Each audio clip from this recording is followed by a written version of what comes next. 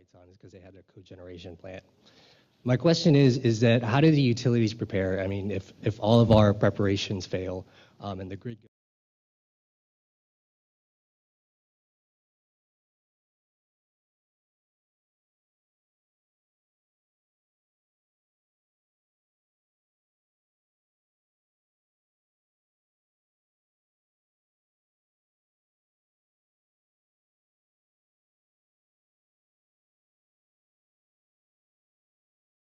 going to have tremendous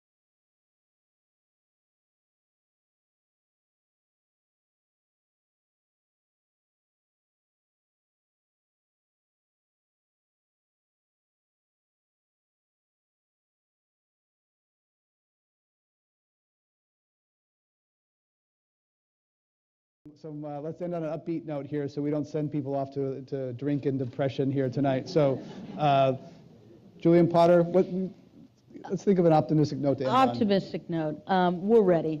That's an optimistic. No, really. In looking at the runways and in looking at the airport, we are doing things today to help prevent, but we're also planning for the future.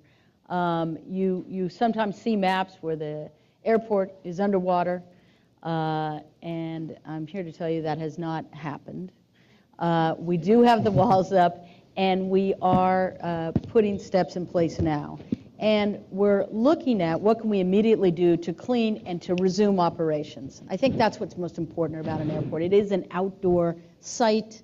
We are used to weather, and how do you get operations back up and going? We might be down, but as you said, the water will recede, and trust that we'll get the operation going. We have to end it there, and I guess what we just heard is that when the bad one happens, you can get to the airport and get out of town. So we have to end it there. Our thanks to Elisa Aguirre, former mayor of Redwood City, Larry Goldsban, executive director of the Bay Conservation and Development Commission, Julian Potter, chief of staff at San Francisco International Airport, and Laura Tam with the San Francisco Planning and Urban Research Association. I'm Greg Dalton. Thank you all for coming and listening to Climate One today. Climate One is the sustainability initiative at the Commonwealth Club of California, a nonprofit and nonpartisan organization. I'm Greg Dalton, executive producer and host. Our producer is Jane Ann Chan. Alyssa Kerr is the assistant producer. The audio engineer is Andre Hurd, and editor is Annie Chelsea.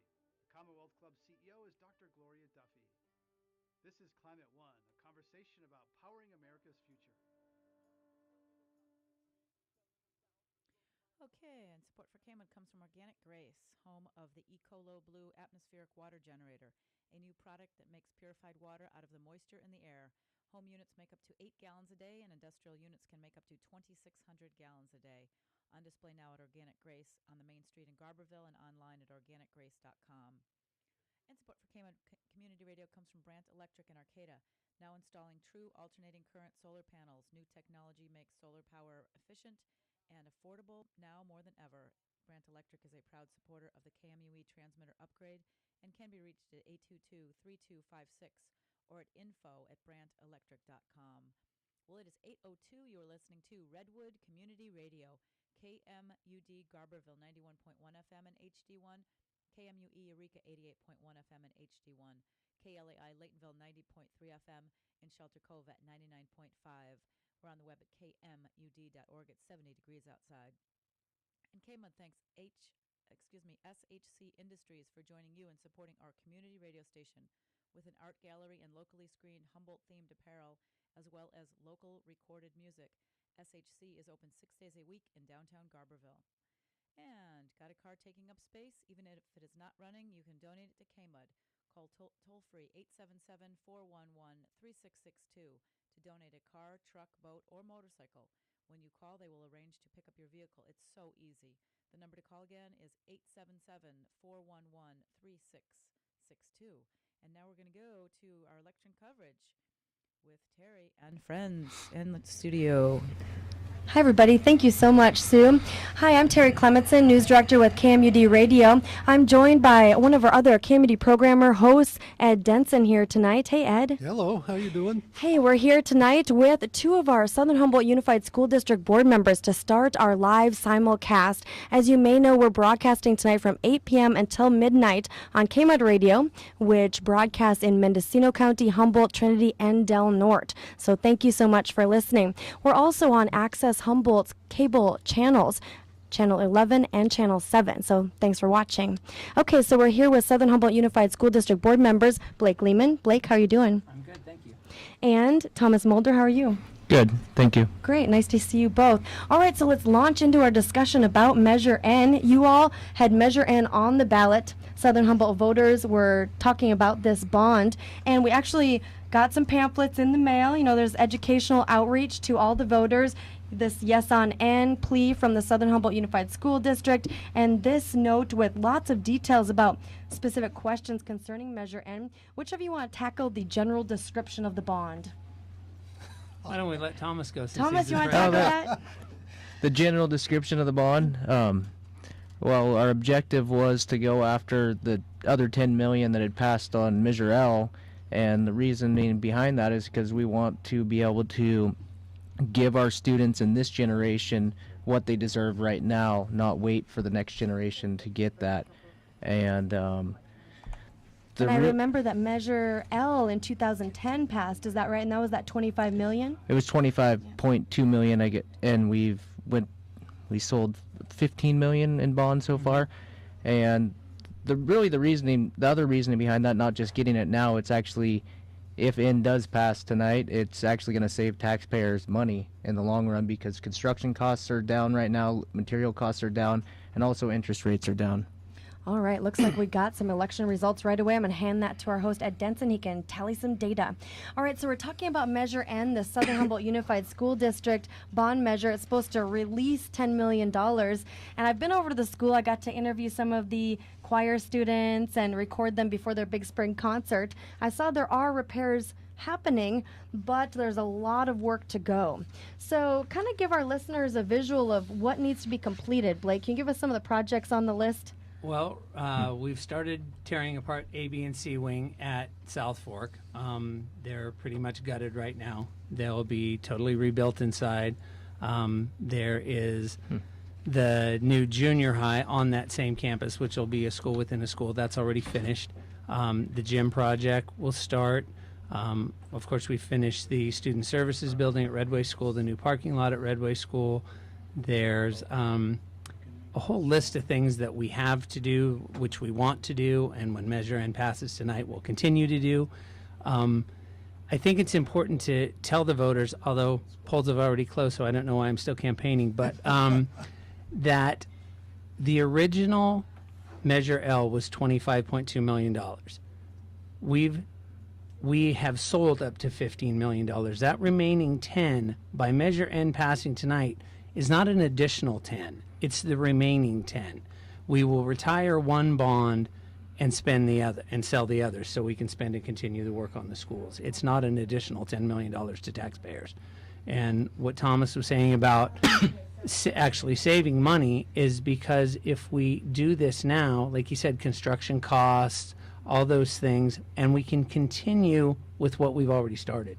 So we can get it finished instead of starting a project, having to wrap it up, put it on hold, hiring new crews, new plans, all that stuff. We can just keep moving at a steady pace and get all these things done. And so that school within a school is already complete. That's pretty amazing. That's a junior high already done in the last, 2 years? Yes. Wow. And what is it, August 27th is going to be the official grand opening for that school. Yep. So everybody, the public is invited to that and come check out the new school. The thing with the school within a school is there's a lot of cost to be had because you don't need to, there's not so much administrative work. You can have the same principal, you can have some of the same teachers. It's on the same campus, although it's separate. It'll be on a separate bell system. So the junior high and the high school won't necessarily be commingled, but they're on the same campus. Let me ask something. How many students have you got, and how many do you expect in about 10 years? Our district enrollment, Yeah. right now we're just under 800. And projections are pretty tough because they wax and wane all the time. They go up, they go down. We have a lot of transfers within the district. We have some transfers out of the district, which we always hate to see. But we, like I said, we wax and wane quite a bit, so projections are tough. But at the moment, you've got about 800. Yeah. The other projection that's difficult is we always encourage this time of year to get the kindergartner kids and now the transitional kindergarten kids, their parents, to get a hold of us. And there's things in the newspaper, there's things on Facebook, online. Get your kid registered so we know. And it never fails. Every year, the first day of school, we end up with a lot more kids than we anticipated. Yeah. So. Yep, that was that problem with the overcrowded kindergarten. I remember last year you guys were scrambling, trying to even maybe hire another teacher or separate classes, which is a compliment to the school, but also rough for the Right. classrooms right away in that first week or two. And Ed, did you actually get some results right now? No. Oh, okay. He says, That's a printout from the Mendocino County Elections website, Oh. which is sort of a blank form. Oh, it's telling us what we can anticipate. Yes, indeed. Whoa, there are a lot of people on this ballot. Yes, we will see what happens with that. That's great. All right, so I know that you all have many people on your board, and all of you don't necessarily agree about the priorities for spending the money. So maybe even you two don't agree, but maybe you do. So if Measure N passes and you get this $10 million released, first of all, Blake, what's your priority for the money? What do you want completed first? Well, like you said, there are 7 different board members, and we all have different ideas. I think we all work very well together. I think maybe when I first got on school board, I was a little strong-headed and push, and I've learned that, even though we have very different people on the board, when we put our heads together, we usually come up with a pretty good plan. The gym is a huge project. There's some things at outlying schools that I really would like to see done. It's just a matter of getting the money, figuring out exactly how and when we're going to spend the money, when the contractors can get in line, whether we all know how building in Southern Humboldt is. There's a lot of puzzle pieces to fit together. And dealing with the state architect is always a little challenging. We have Semmington architect Judy Semmington is awesome. She has worked really well with us and with the state architect, and she's always got way too many balls in the air, but she somehow manages to pull it off. So. Wow. Okay, so you are not giving us your preference for the money. That's Not okay. right now, That's no. okay. All right. Thomas, do you have any details you would divulge about what you think is really important, or any, he mentioned the outlying schools. I'm sure you think outlying schools are important, but why? For people who haven't been in Southern Humboldt and seen the schools maybe, or really even know where they are, what do they really need? Well, the challenges you're saying with outlying schools, the challenges is, someone from Sacramento may look, it's only X amount of miles away, but then if you actually drive that distance, there's no way those young children can commute to another school. So it's the community center for those areas that they're at. It's just really, really important for that community and for those kids to get that education as close to home as possible is why the outlying schools are important. The biggest thing is for me personally, there's health and safety and some energy efficiency things that could be done sooner than later, I personally believe. And then as far as the other prioritizations, there's a list of things that we've kind of voted on through how many hours have we spent on that list, Blake, with the prioritization? And then, my favorite saying is when we do agree to disagree on the board of how to do it, I'm 1 of 7, so I can easily get outvoted. So if this does go through tonight, I believe we'll probably have a discussion even more of how to work it out. But we'll have a budget, and the best thing is from what I'm being told is we can get this $10 million in one sale, and that means we could just have it done. We know how many dollars we have, and then continue to plan what we want to get done and top priorities, and then keep our fingers crossed that the state will actually give us back some modernization money. We'll be on that unfunded list of projects, and hope that we can continue to stretch our dollars as far as we can to do as much as we can. All right, and Ed, I know that you have experience on the east side up by Alder Point and know the school that they're talking about, one of the outlying schools. Also, you probably have opinions as a property owner, homeowner about, another tax. We've heard a lot about property owners worrying about another tax. And actually, I was here during Monday Morning Magazine this week, and school board members, I thought, did a good job of explaining bonds and how they're issued and the percentages and the ratios and the complexities of bond math. Do you have any comments about that or any questions for these two? Well, first of all, this thought, it was a miracle that you passed a bond. Ed, get close to the mic, please. It's a miracle that you were able to pass a bond before, because generally speaking, Humboldt County voters vote down bonds. So it's a good thing that you've got that 10, sitting there in reserve in case this one doesn't pass. Yeah, but we're not going there. This one's going to pass. Well, all right, but it's out of our hands at this point, huh? Yeah. Also, I'm just wondering now, in Alder Point, you all have given that school up, have you not?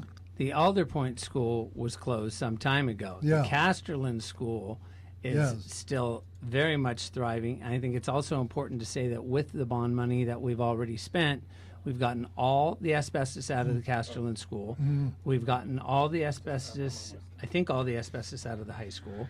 Most of it, if Most not of all it, of there may be some in the music room. I'm not positive about that.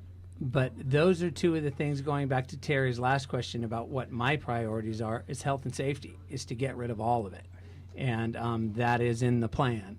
Redway School still has a lot. It's sealed. Supposedly, according to the state, it's safe if it's sealed. I'd like to see it all go. Yes. And in this modernization, it will. Now, a lot of people that I know who have high school age kids have moved Right. to Eureka, Arcata, feeling they're going to get better educational opportunities. Are they?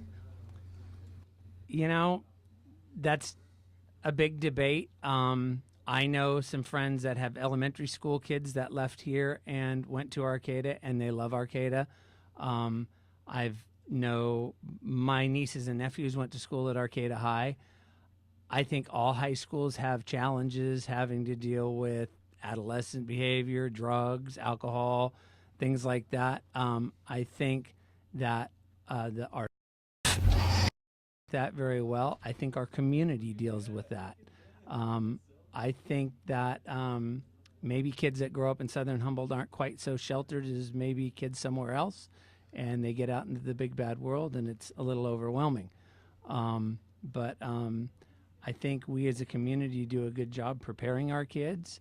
I think we as a community do a good job supporting our schools. I think it's very important that as a community we support our schools, our hospital, our senior center. You know, those folks have already paid their dues. They've already done it, and they're still paying taxes, and they're still volunteering in a lot of places. The kids, they're innocents. We need to protect them. We need to make sure they have a quality education. So if they choose to leave and move on, they can. If they choose to stay here, they can continue to operate this community in the safe and loving way that I think the rest of us do.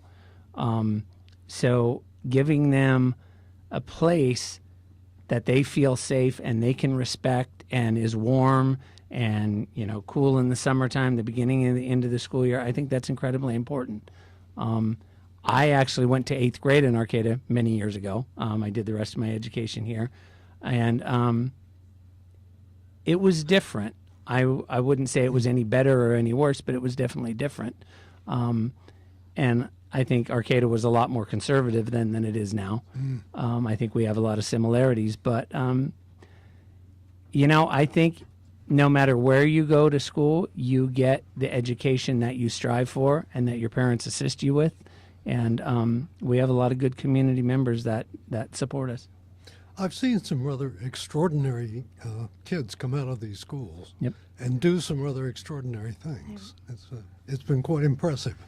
Yeah, there's quite amazing kids that come out of our school district, and I mean, like you said, Blake, I mean, it really is the community that's around the group of the school and the kids, I feel, that really rubs off on the kids, you know, that support when they see people buying in or their parents buying into the education. They're going to get a better education regardless of where they go because their parents are really concerned about it or whatever family members or role models they have.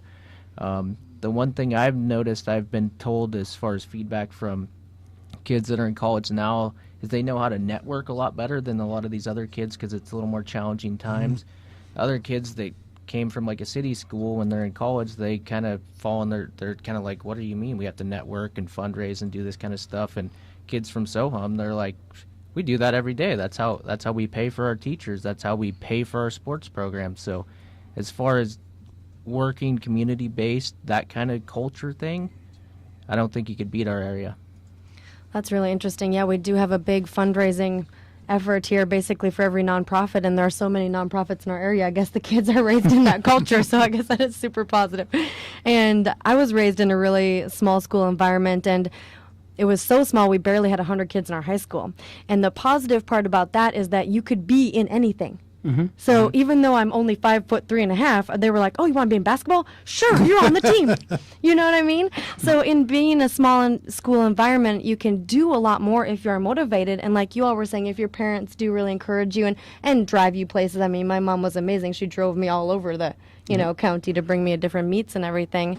But there are real advantages to small schools. Like we were saying, there are advantages to bigger schools where you hypothetically would have different kinds of sports available, or I have no idea what else, but a lot other opportunities that maybe you won't have in small school situations. But I think it's good to mention the health and safety aspects of the money flow with the bond. I did go into the music room. I think that is the one that still has asbestos. The wall you can see needs some help on one corner by the window, but I don't know what it was. For sure, you can just see, this should be next to this room. Well, that's part of the gym plan. That's part of the gym plan. Yeah. Yep. And I know also that the boosters are always raising money, and that they raise money actually to fund the football team. Is that correct? The whole athletic program at the high school. Entire. Yes. They raise about $70,000 Yes. a year, if I remember correctly. Yes. And that's just parents. And so that goes back to what we were saying, where the youth around here are raised in that environment where their parents are constantly networking and raising money to make, sports happen here. That's a really big deal. It would be nice if the state of California funded schools like they're supposed to, but they don't. And we are dead last as in the nation. We're 50th in the nation of how we fund schools, the state of California. And it's a crying shame, because when I was a kid, we had a lot of stuff in our schools. Now, everything, pencils, papers, teacher salaries, everything we're fundraising for. Yeah. And we shouldn't have to do that in a state where, it's one of the, the 9th largest economy in the world, and we're having to fundraise to buy paper for our kids at school. It's ridiculous. And this bond is dedicated to infrastructure? Yes, it is. It cannot be spent on salaries. It cannot be spent on materials. It can be spent on technology, which is part of the facelift of the school, the rebuild of the schools. So computers, things like that. Yes. And didn't you already get some technology? I remember reading about tell me the word. Promethean boards. We've done the Promethean boards, but also we've done those. Did we buy the Elmos with bond money or not? Or was that through PTSA? No, I think that came through either Site Council or PTSA. But what's the Prometheus? What are you talking about? Promethean boards. It's like it's an Prometheum. interactive board. It's like a screen, and they can link it with the TV and the internet and do different programs. The only downfall to them is whenever they don't work so great, it takes a while to get them fixed. But with the new tech guy that we hired, those issues have been working themselves out quicker. Yeah. Before we had to bring somebody from Sacramento or Redding, I don't remember. But now that we've hired the new tech guy, he can fix them. Wow, a tech guy. That's probably a first for our area. That's a big deal. Well, especially with the fact that we went to that SBAC testing where Right. everybody has to test on a computer nowadays with the new state local control funding formula. So we live in a rural area, and technology is probably about a decade behind. Yeah, I mean, not only, when it comes to hardware or the software itself, but also just the connections around here. Our internet still goes out every couple days, Yes. whatever service you have. And I know some are less reliable than others. So Well, and the way that ours is set up is it comes to the high school and then radiates out from the high school. And so if there's a lot going on in the computer lab and then something tried to happen at Redway School, it bogs it way down. But he's working on those. We're increasing that. We're making it work better. A lot of techie stuff that I can't explain, but oh, that's great. yeah. And I think part of that was actually getting more bandwidth Yeah. from the actual provider, which the County Office of Education was helping us acquire. Oh, and that's right. I just heard one of our reporters aired information about the County Office of Education getting the okay through new legislation to actually use their internet for local schools. Did you all hear about that? It's this very new thing that just I happened haven't heard last about week or something. Anyway, so that's exciting. It was this big deal, and maybe that'll benefit our local schools too.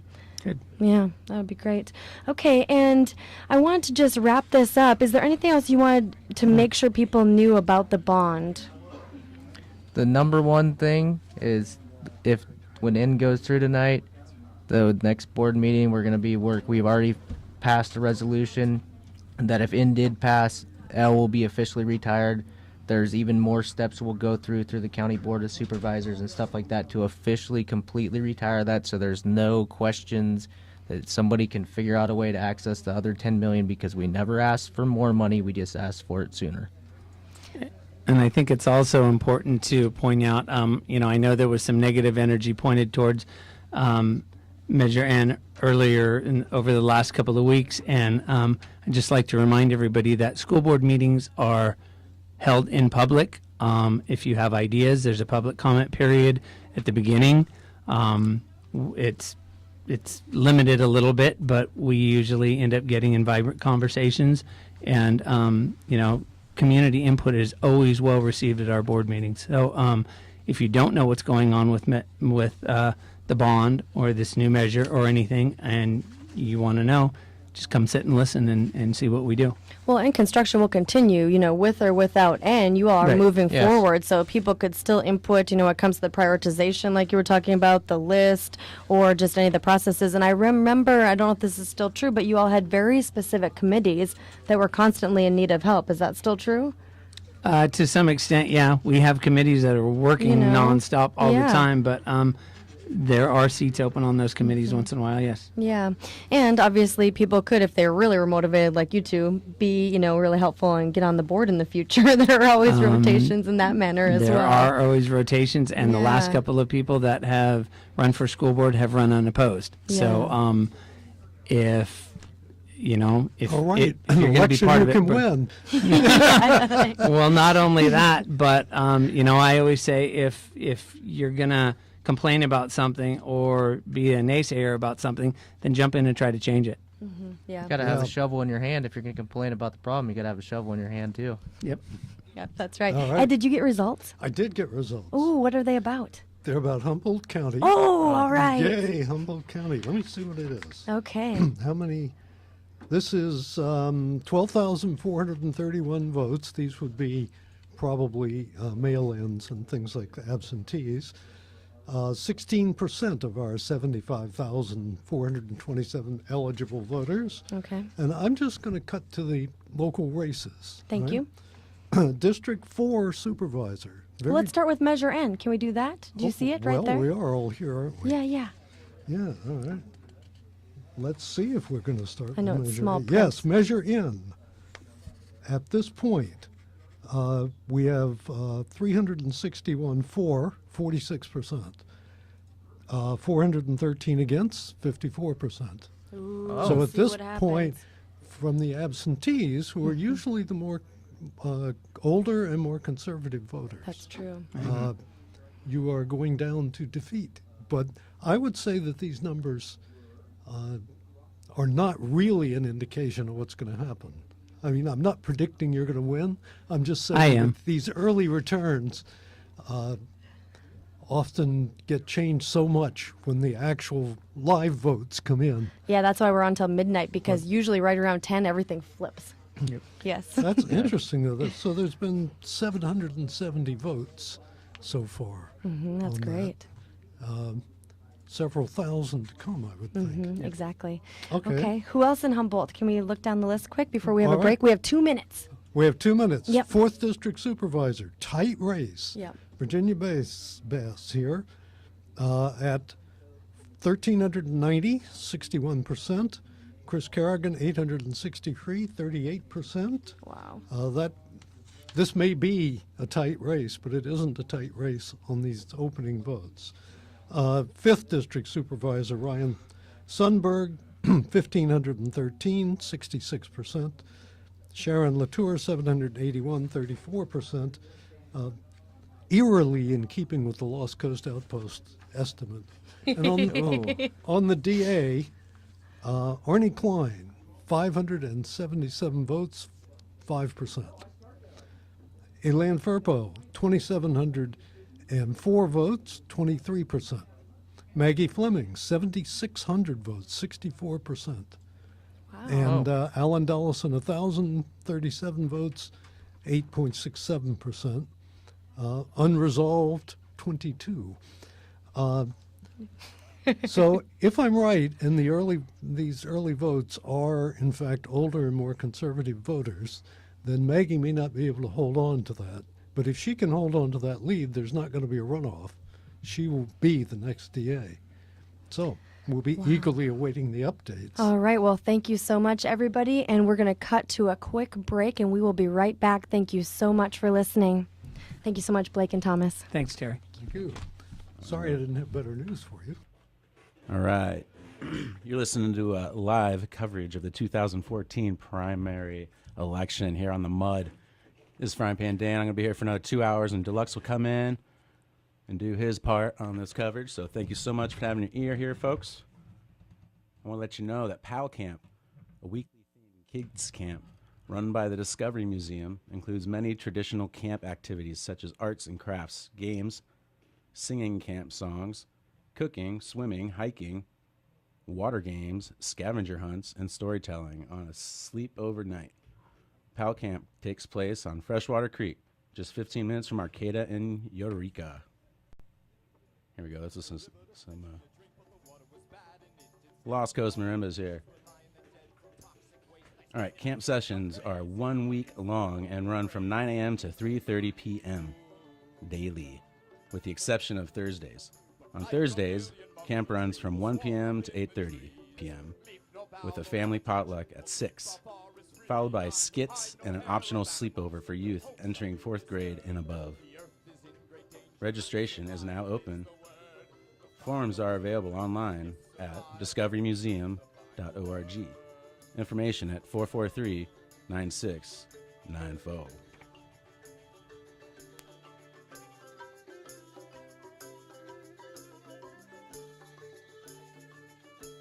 And support for KMUD comes from Harvest Excel, makers of the Golden Arm Tart Puller.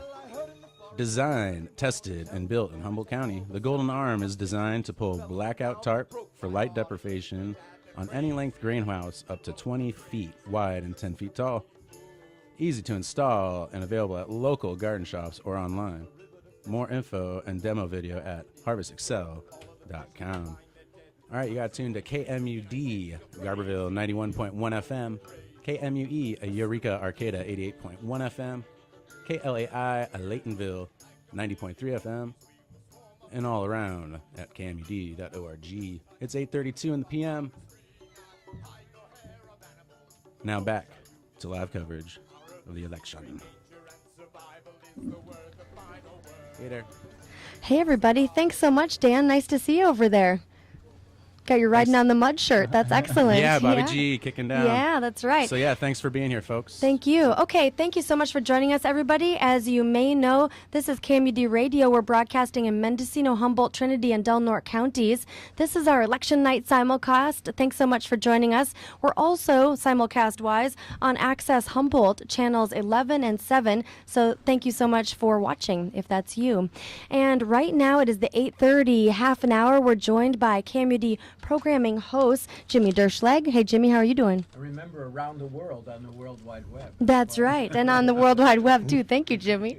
And Ed Denson, how are you doing, Ed? I'm doing real good. Nice to see you all. Nice to see you. And we have two candidates joining us for this half an hour. First of all, we have Andy Caffrey. Andy, how's it going? I'm feeling light. Wonderful. And Dale Mensing, how are you doing, Dale? I'm doing very well, thank you. Okay, great. Okay, so first of all, Dale, we're going to start with you and talk about your campaign. Okay. Tell us what race you're in and how it's been going, and get real close here. Okay, yeah, I'm running for the United States House of Representatives for District 2. And tell us about your campaign. I know you were out and about in the community a lot. How were you received? I was received extremely well. You know, I had a table out on the sidewalk quite a bit, and I got lots of people coming to talk to me. Many people telling me they loved many of the things I was saying, and people who disagreed with me, they were very polite and cordial and told me so, and we were open for discussion, and I loved it. I got lots of ideas from the community. It was very helpful to be out there to get lots of different outlooks. And remind listeners, what was your platform? Well, first of all, I decided to run for the purpose of defending the integrity of the Bill of Rights, and a lot of that involved the fact that I am adamantly opposed to the Affordable Care Act. I want that to be abolished, and also I stand very much in favor and in support, and I should say strongly defend the Second Amendment, the right to keep and bear arms. Also, I felt that government should not be so much in the job of facilitating the fossil fuel industry, and that we should be working toward wave energy conversion instead as an alternative. All right. And Jimmy, did you have any questions about Dale's campaign? Well, your focus so mainly was health care, and those are your three platform points. What's interesting to me, and we'll be talking to Andy in a moment, here we have 4 candidates on the ballot from the whole district, and 2 of them based in Humboldt County. Three candidates. Three candidates, right, 3 candidates. Yeah, and 2 from Garberville Redway. Yeah, so we have a great representation here. You know that Jared Huffman is very strong in the primaries, and he'll have to run no matter what he gets in the primary race. But did you see that you had any chance of really getting elected, or was it mainly for you to get your points out? No, I feel very strongly that I have a very good chance of being elected. For one thing, a great many Democrats, by the way, I am a Republican, I'm a conservative, great many Democrats really believe that they have the right to keep and bear arms, and that laws that infringe on their right to keep and bear arms really, really bug them. I'm going to get a lot of crossover votes for that. Also, as all the country knows, a great many people are stunned by how terrible Obamacare is. I didn't want to say Obamacare. The Affordable Care Act is, and it's a tax on the Bill of Rights, and many people are going to cross over for that because Mr. Huffman supports the Affordable Care Act. Also, I have a very strong stand about environmentalism and the fact that the government shouldn't be facilitating fossil fuels, and since I am actively opposing that, I believe that I'll get a lot of crossover votes for that too. Plus, conservative voters will vote for me, so that's 4 realms right there. And you mentioned wave conversion. What about solar and wind and other forms? Are you looking at all kinds of alternative energy as part of your platform? Yeah, I embrace any kind of energy that does not basically create poison. You know, changing the elements, you know, is a form really of exploitation now that we have the science to avoid it. I understand that we've come a long way with it, and that America has succeeded and become a leader around the world for lots of things that came out of the free market. But now that we have more knowledge, it's time to not be so exploitive and be and progress in that matter. And the thing about wave energy conversion is that 6/10 of the Earth is covered with the enormous surging power of the ocean waves, and all the other forms of electricity combined do not come near what is available in wave energy conversion. All right, thank you so much for those details, Dale. And I want to get back to your Southern Humboldt roots. So tell us, did you grow up here? Give us some of your background, and were you ever actually thinking of being a politician, or is just a new ambition? Well, I'm from Lodi. I was born in Stockton, but basically I grew up in Lodi. All of my family is from Southern Humboldt. My mom, my dad grew up in Wiat. My stepdad grew up near Wiat. My great-grandfather came to what used to be Bryceland, and now it's the area south of Wiat, the Bryceland State Park area. He came there in the early 40s, and my grandfather to Wiat in the 20s, and my dad was born in Scotia. So, and I have so many relatives around here I really can't count them. But I never did intend to go into politics. What happened was 2 years ago when we had 12 candidates, I read everything that I could find that they had to write, and I didn't even see the Bill of Rights mentioned. And I thought, well, the attacks on the Bill of Rights is the #1 issue in the country, and they didn't even mention the Bill of Rights. I thought, isn't anybody going to defend the Bill of Rights? So, as an American, it fell upon me to do the patriotic thing and defend the Bill of Rights. So that's why I'm in this race. Wow, that's like one of the most unique reasons for being a politician. I mean, it seems, genuine, but I just don't ever hear politicians say, blatantly they're running to defend the Bill of Rights. And you mentioned the right to bear arms, but is there anything else on the list that you think is, really important or pivotal?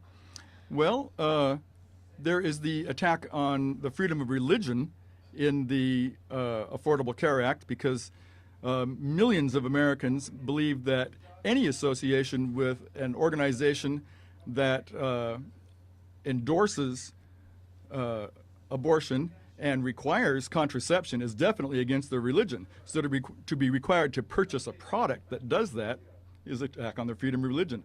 Also, there's the Fourth Amendment, the right to privacy. In the hidden source codes in the 20,000-page law, it says that there is no reasonable expectation of privacy. Well, it's very clear to me that any diminishing of your privacy is a diminishing of your freedom. Also, the fact that we have the right to have I've forgotten the term now. That's probably because I'm on the radio. Yeah, the right to self-determination is challenged by the fact that we have to purchase a product. And also, recently, both parties in the in Congress have passed a law which is H.R. 347, which gives the Secret Service the right to arbitrarily say that that freedom of speech cannot be exercised because of its content whenever they choose. So that astounded me that such an attack on the freedom of speech could have occurred just in the last month or two. And I assume that all of the things that have come out about the NSA collecting data on all Americans, basically, and all their records is something that you wouldn't be supportive of. That is quite right. All right. All right, so I want to transition over to Andy Caffrey. Andy also is on the ballot. And it's interesting, Andy, Dale, although a Republican and you being, a Democrat, you do agree on the alternative energy. I know that that's true, but you go much further and you are very concerned about climate change and have been really pushing the envelope. Can you tell us about your platform? Sure. When I get around to writing my memoirs, it's going to open with something like, on the day I was born, I looked out the window, saw the smog, and coughed. Because I grew up in Los Angeles, and until I was 17 and went off to Annapolis, I was exposed to 1,000 or more poison gases, and I feel that's a real violation of my constitutional rights. And so my whole life, I was kind of looking around at how do we deal with this stuff, and I saw Jacques Cousteau and Ralph Nader and these sort of charismatic activists. And then, of course, as the 60s wore on, it became much more of a social movements kind of thing. So when I left high school, I wanted to be a marine biologist. I'd taken some special some courses in summer school and was made an assistant instructor. And we'd go out to the tide pools and out into the ocean, and we'd measure the temperature and salinity every hour to notice the changes. And what you find is, obviously, because a tide pool is isolated, as the day passes, that water is going to get warmer, it's going to evaporate, and it's going to leave more salt in the water, so it becomes saltier. So the creatures that evolved in tide pools developed wider tolerances to these things. The creatures out in the deep ocean, when the sun comes down at noon, that energy is absorbed by the entire world ocean. So those creatures don't develop very wide tolerances, and if you take those fish and put them in a tide pool, they'll die. So I was going to pursue marine biology, and then in college I decided that we had all kinds of scientists doing the work. What we needed to do is figure out how to implement it in society. So my whole adult life's work has been working on well over 1,000 projects, mostly in the environmental realm, but mostly around endangered species, marine biology, whales, forests. I came up here to work on the Headwaters Forest Campaign in 1988. So what's happened is I had a professor at UCSD named Roger Revelle who was the first guy to start measuring atmospheric CO2. He was a president of Scripps Institution of Oceanography, and in 1980 he was telling our class about how fossil fuels were heating up the atmosphere and it was going to keep on going, and with population expansion, a very dire situation was upon us. So I went, oh my God, that's horrible. The whole society is built on this. What are we going to do? But for some reason, I don't think other people had that reaction. And, well, we have our monkey brains, and we aren't really wired up to be concerned about parts per billion of this or that, or things like ice ages that happened, 16,000 years ago. And that's the kind of stuff you actually have to get into if you want to learn what these limits are, like the tide pool limits for us in terms of the climate crisis. So what's happened is I've worked on it for 34 years. I talked to Al Gore about it when his Earth in the Balance book came out, and back then, David Suzuki had pointed to 3 reports, the IPCC, the EPA, and Woods Hole, all said we had to reduce our emissions 50 to 80% below 1990 levels, and this was in 1990, by 2000 or 2005. And he didn't really say what the or else was. So I then started to explore, well, what is the or else? And then I learned about polar ice.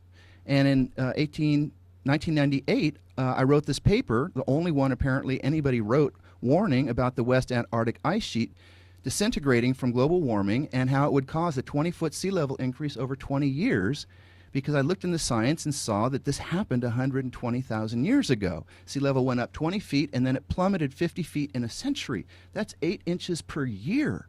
And apparently the glacial people who knew that you need 10% of the world's ice to cause a 20-foot sea level increase, and there's only 2 places where that exists, West Antarctica and Greenland.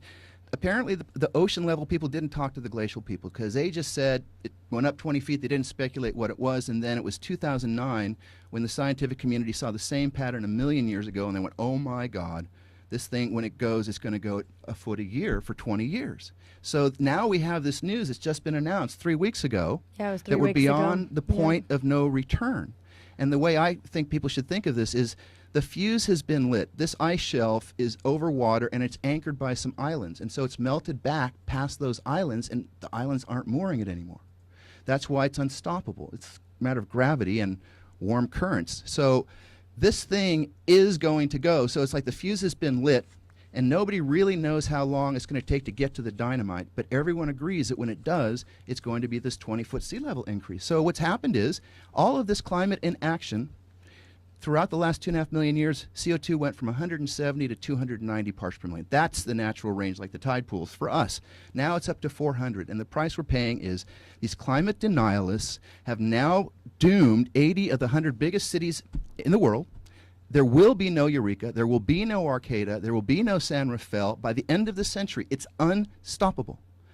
And so my campaign all along has been to try to go where the biggest block of power is, and that's into Congress. That's where the leadership to stay on fossil fuels is happening. Every other country around the world has to sort of keep on using them because the U.S. is using so much. And so I was hoping to get the nation rallied with my campaign last time before we crossed this point of no return. So now what's happened is, and this is sort of like the future of my campaign, is we now have to deal with the climate crisis as a national security issue, and I'm calling on President Obama to start the decommissioning of every coastal nuclear power plant now.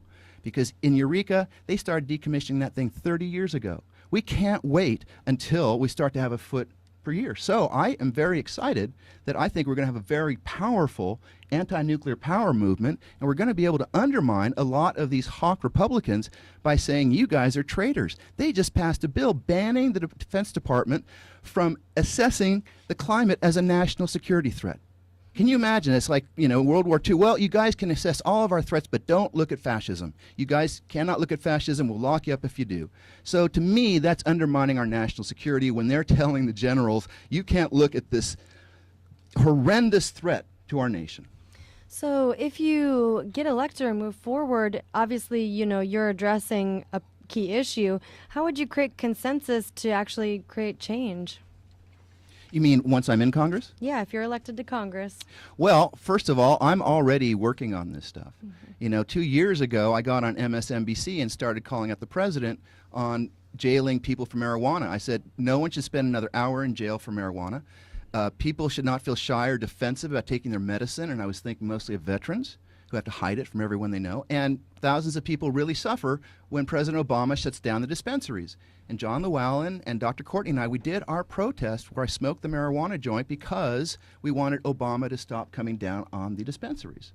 And so the Holder announcements are about those three things. They're about ending mandatory minimums for people who are incarcerated for marijuana.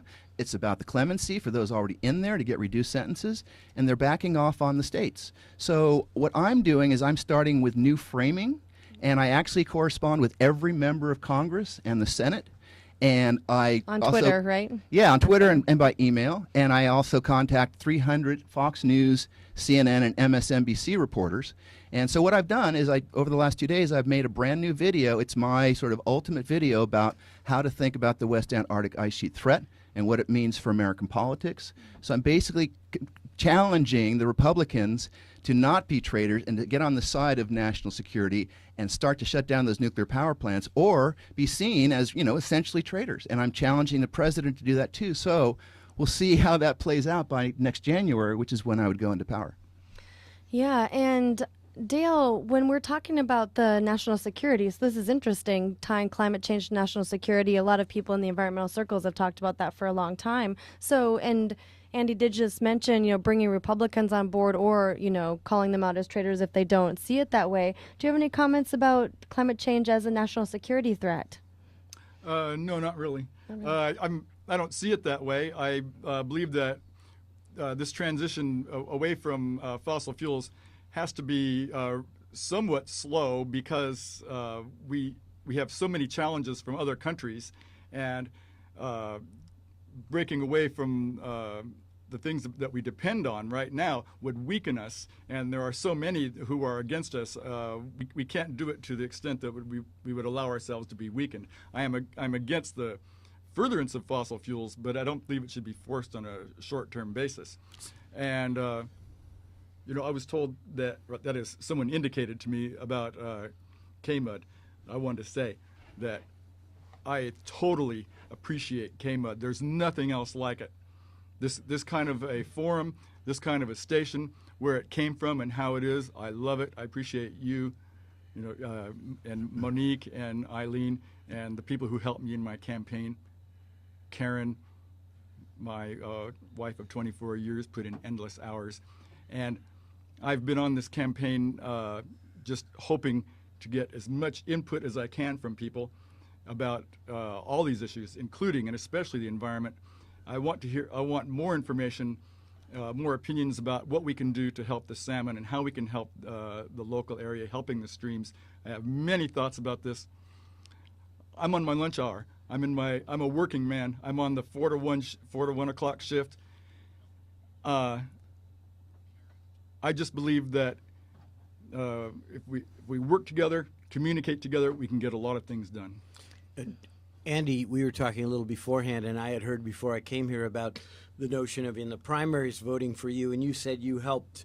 We're putting this out as well, since Jared Huffman will make it through the primaries, that a vote for you would give you a chance to have a voice in the next step. Is that so? That's actually was part of your strategy in a way. Sure. I've been involved in Green Party politics since 1980 when I helped start the Citizens Party, and then in 1985 the sort of current Green Party situation. And I joined that group the day after I joined Earth First in Berkeley, and I thought I'd spend more of my time with the Greens than with Earth First because I'm kind of a rainbow guy.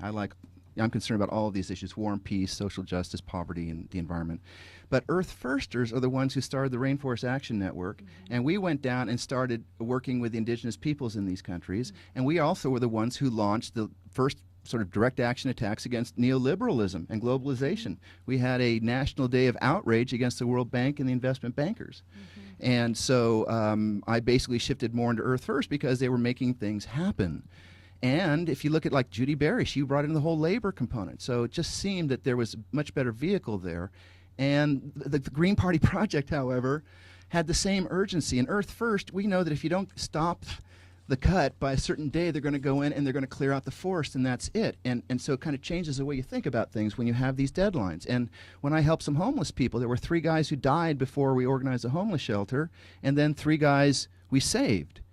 And, I could have spent I didn't really know these guys. I had PTSD. I connected with them at the Mateel lunch, and, I don't know, I just kind of responded. And I'm losing my train of thought here. But the point is that I could have just watched some new TV series or gotten into some sports thing or done something, for my own pleasure.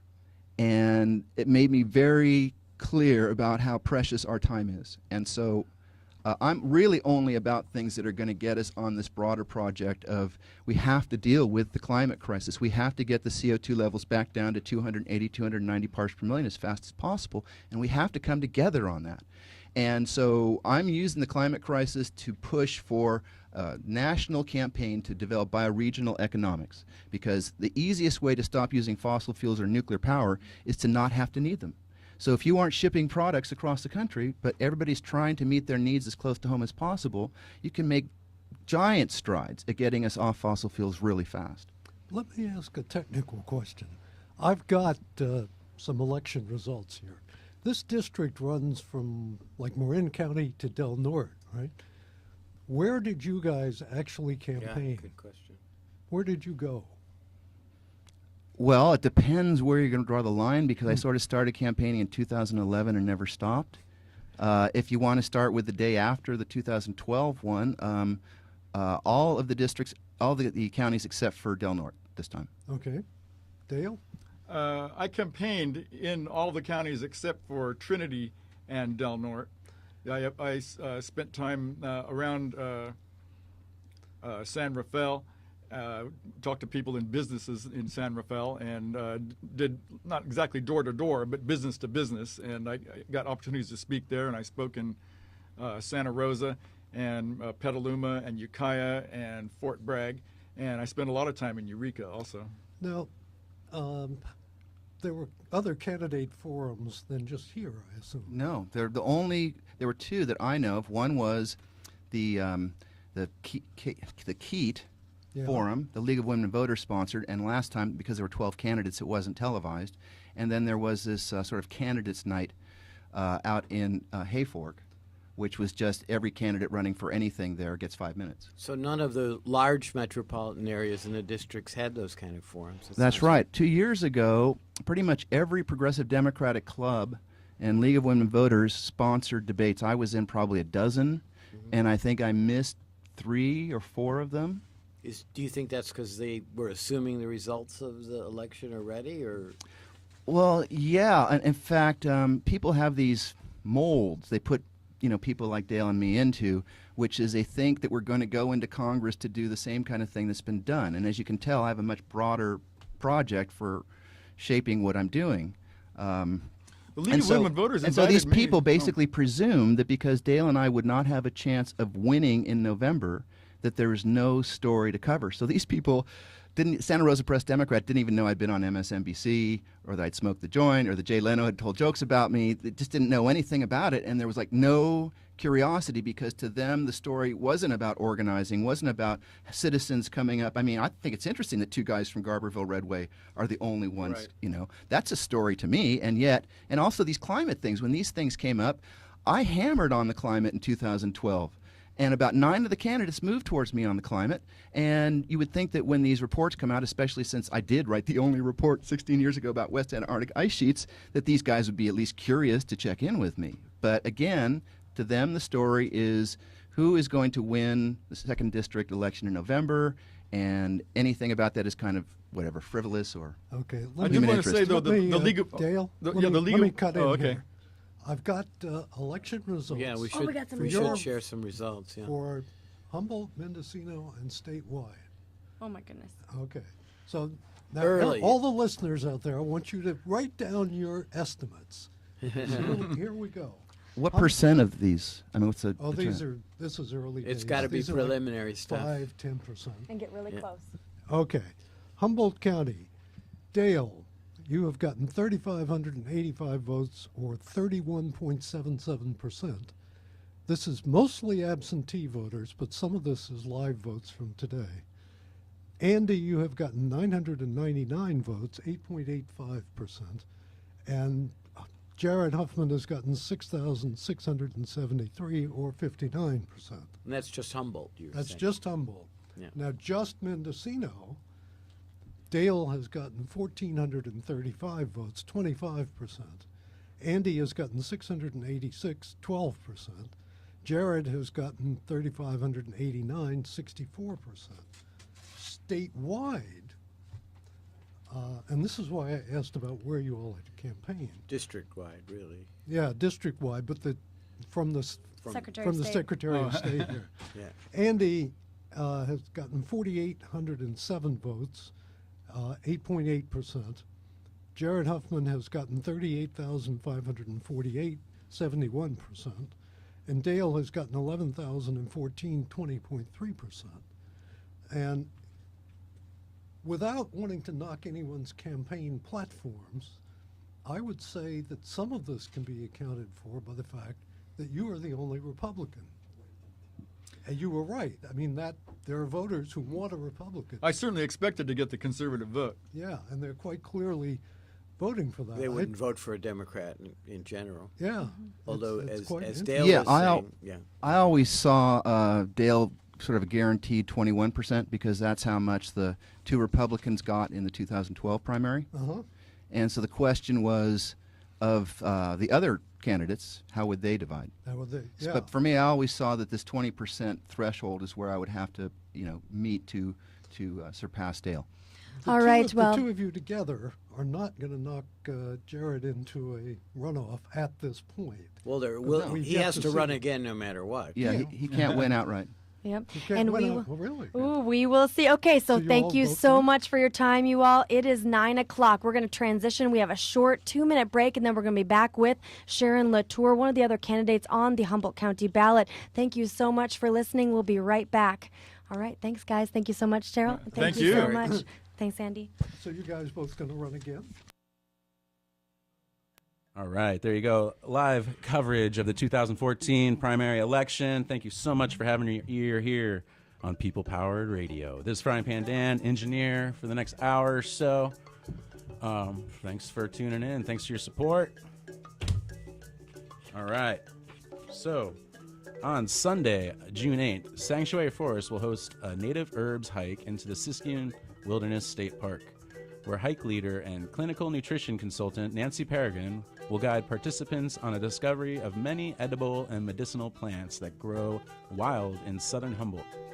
Participants should bring a lunch and water, wear sturdy shoes, and dress in layers. Hikers will meet at Sanctuary Forest office in Whitethorn at 10 a.m. Information is available online at sanctuaryforest.org or by calling 986-1087, extension 1. And support for KMUD comes from The Trader, serving the people of Northern California from Ukiah to the Oregon border, which is one magazine for over 21 years. The Trader, to buy, sell, or trade. 923-4034. All right, so I'm going to get Sharon Latour on the phone here. This might be her calling, so let me answer the phone real quick.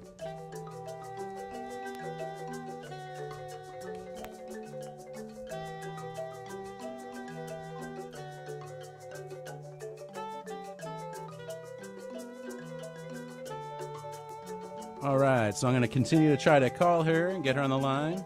But meanwhile, I do want to let you know that you got your ear here at KMUD, Garberville, 91.1 FM, here in the heart of the Redwoods. KMUE, Eureka, Arcata, 88.1 FM to the north. KLAI, Laytonville, 90.3 FM to the south, and all around this beautiful globe at KMUD.org. So for the next 3 hours, we're going to be bringing you up-to-date election details with friends from the community coming in to give you that information. So thank you so much for contributing to the mud, folks. We're going to go back to Studio B here in a minute. I'm going to try to get Sharon Latour online. Humboldt Supervisor candidate, Sharon Latour. So hold on. That's coming up.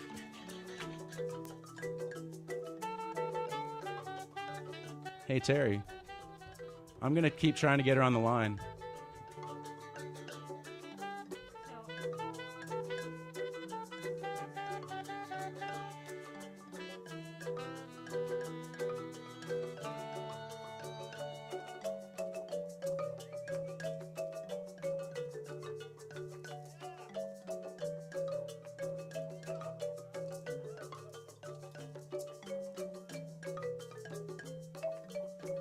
So yeah, we'll just go live as soon as everybody's ready.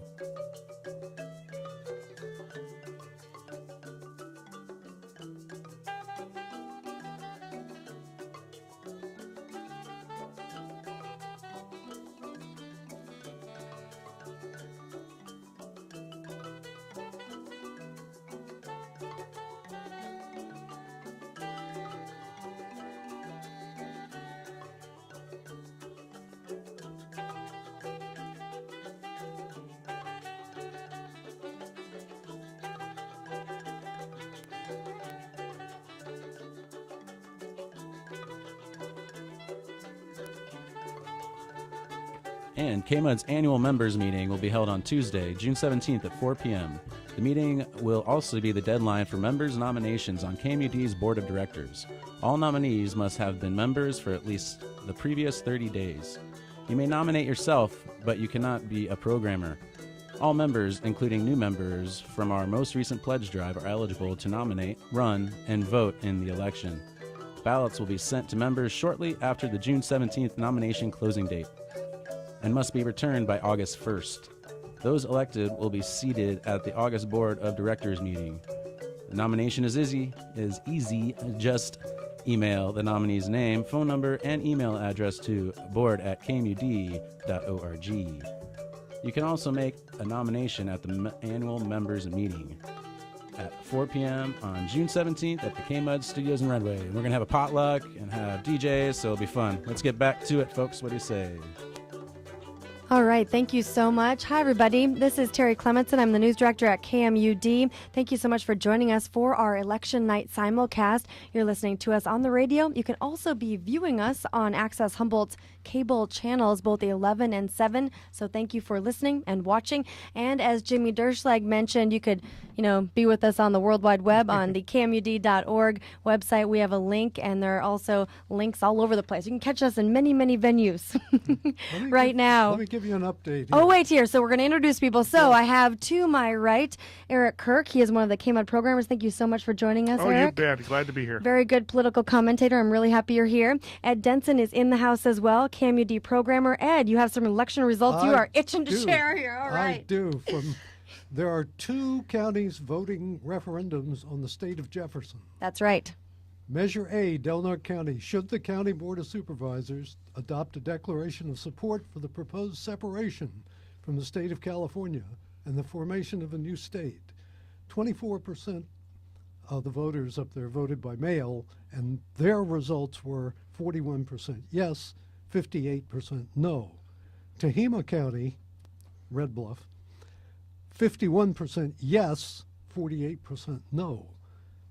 In both cases, I would say that's many more votes for seceding from California than I would have expected. It is, although the secessionist people tend to be conservative, and the early results tend to be conservative in that. I suspect that will change. I suspect that the margin in Del Norte will grow, and I suspect it will get very close in Tehama County, especially as the urban areas get counted.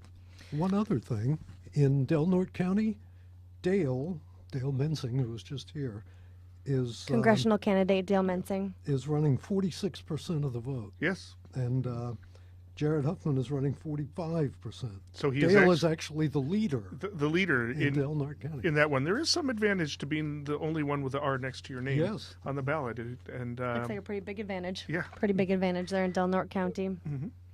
The more traditional ranching and farming communities in Del Norte are traditionally more Republican than, for instance, Humboldt County. Yes, traditionally, that's certainly much more than other counties as well. It is fairly conservative there, though obviously maybe not quite as conservative as Tehama County. Right. Yeah. Yep. Okay, so Ed, I saw that you did have more results. Do you want to talk about a specific race? Well, first thing I want to do, if you don't mind, is here's how many voters there are in these counties. Humboldt County has 45,411 voters. Mendocino, 47,400. Trinity, 7,000.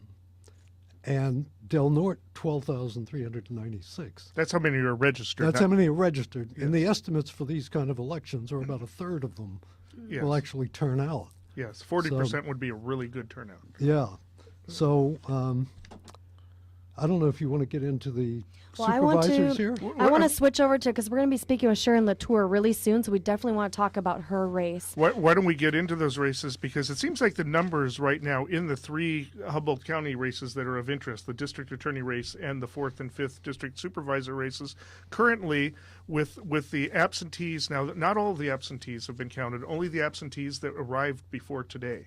All of the absentees that were brought in today have not been counted, and obviously none of the people who actually voted in the precincts today have been counted. So again, absentees tend to skew conservative, and to give you an idea of that, back when Paul Gallegos was facing a recall, the first report that came out had them neck and neck. That's right. By the time the evening was finished, the recall was defeated by about 63%. But it didn't flip till after 10:30 at night. I remember that night. Yes, right. But then it was all at once. So there is a tendency, and according to what's been referred to as Sims theorem, Hank Sims has been paying attention to elections a long time. He's with Lost Coast Outpost. He's obviously watching this very closely now.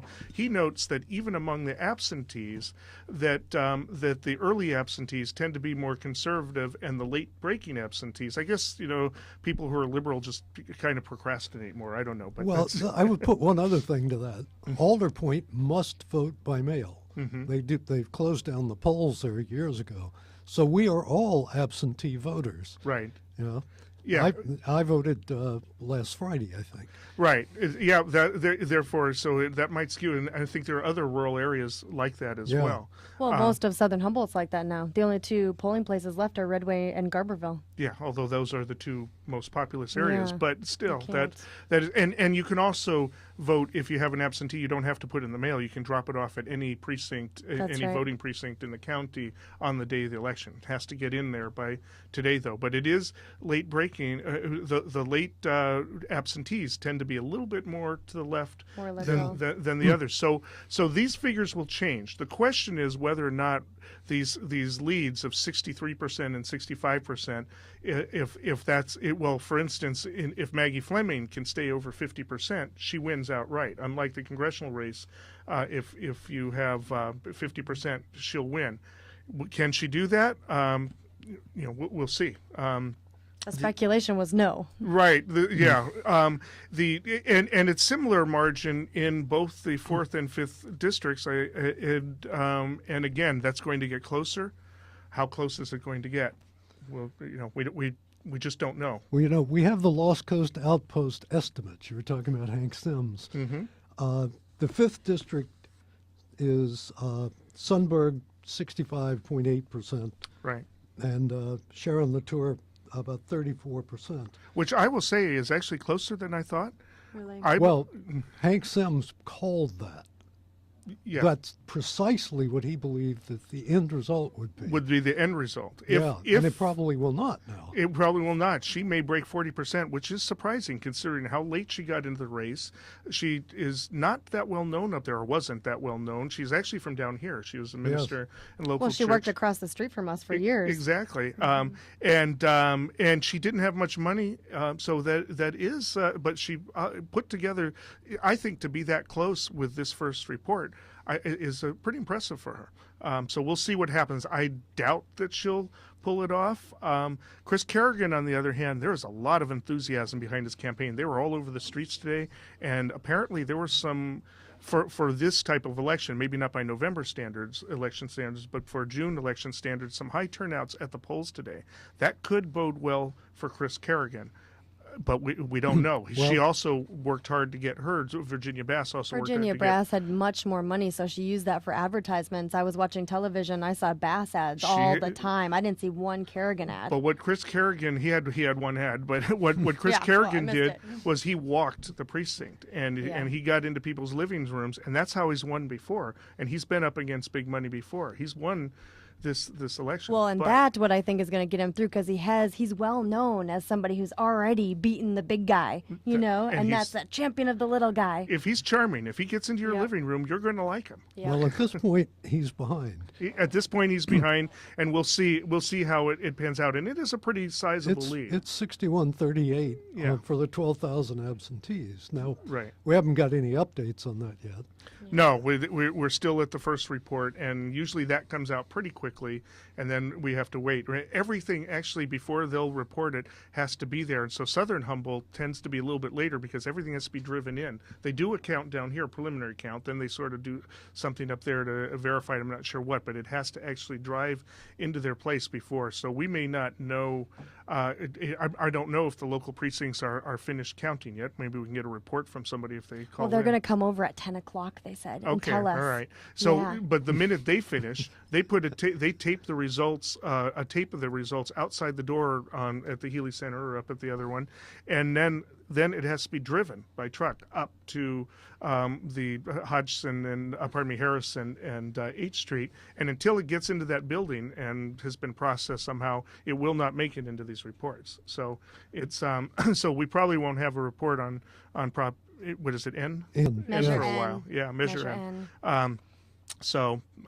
Anyway. Yeah, Measure N at first when we had the two school board members in here, I don't know if you heard, but Measure N was not winning according to the first results. Right. So. And I don't know if the Sims theorem works down here. I don't know if that works Southern at all. Humboldt's usually different than all theories. Well, and I also have to say, see, in state of California, it tends to work that if that the liberal cause is always behind because the rural counties always get counted first, and we're always waiting for San Francisco and Los Angeles to come in, and and conservatives are just kind of holding their breath, waiting for the other shoe to drop. And I remember last time we were in here, and you were one of the commentators, and it happened that Estelle won, and you're like, "This blew all the theories out of the water. Yeah. How do you even categorize anybody anymore?" That's right. You know, yeah. Well, and see, and this is the other thing about the district attorney's race is, people are kind of looking at Maggie Fleming as being the conservative candidate. I'm not sure that applies. she's married to an environmental biologist, right? And she had support from Linda Atkins, Cliff Clendenin.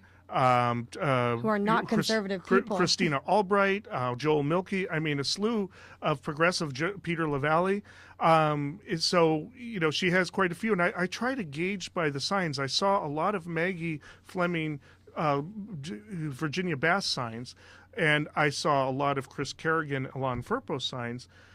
A few signs around have different iterations of that. There were a few. I've counted 3 signs that had Kerrigan and Maggie Fleming, and probably about half a dozen that had Bass. And we have some other results. And did you drive by right by Fortuna? Actually, right by Eel River Brewery, that turnoff where it's near Fortuna, and there's the huge heavy equipment lot, and there was both Fleming and Firpo. Yes, that was great.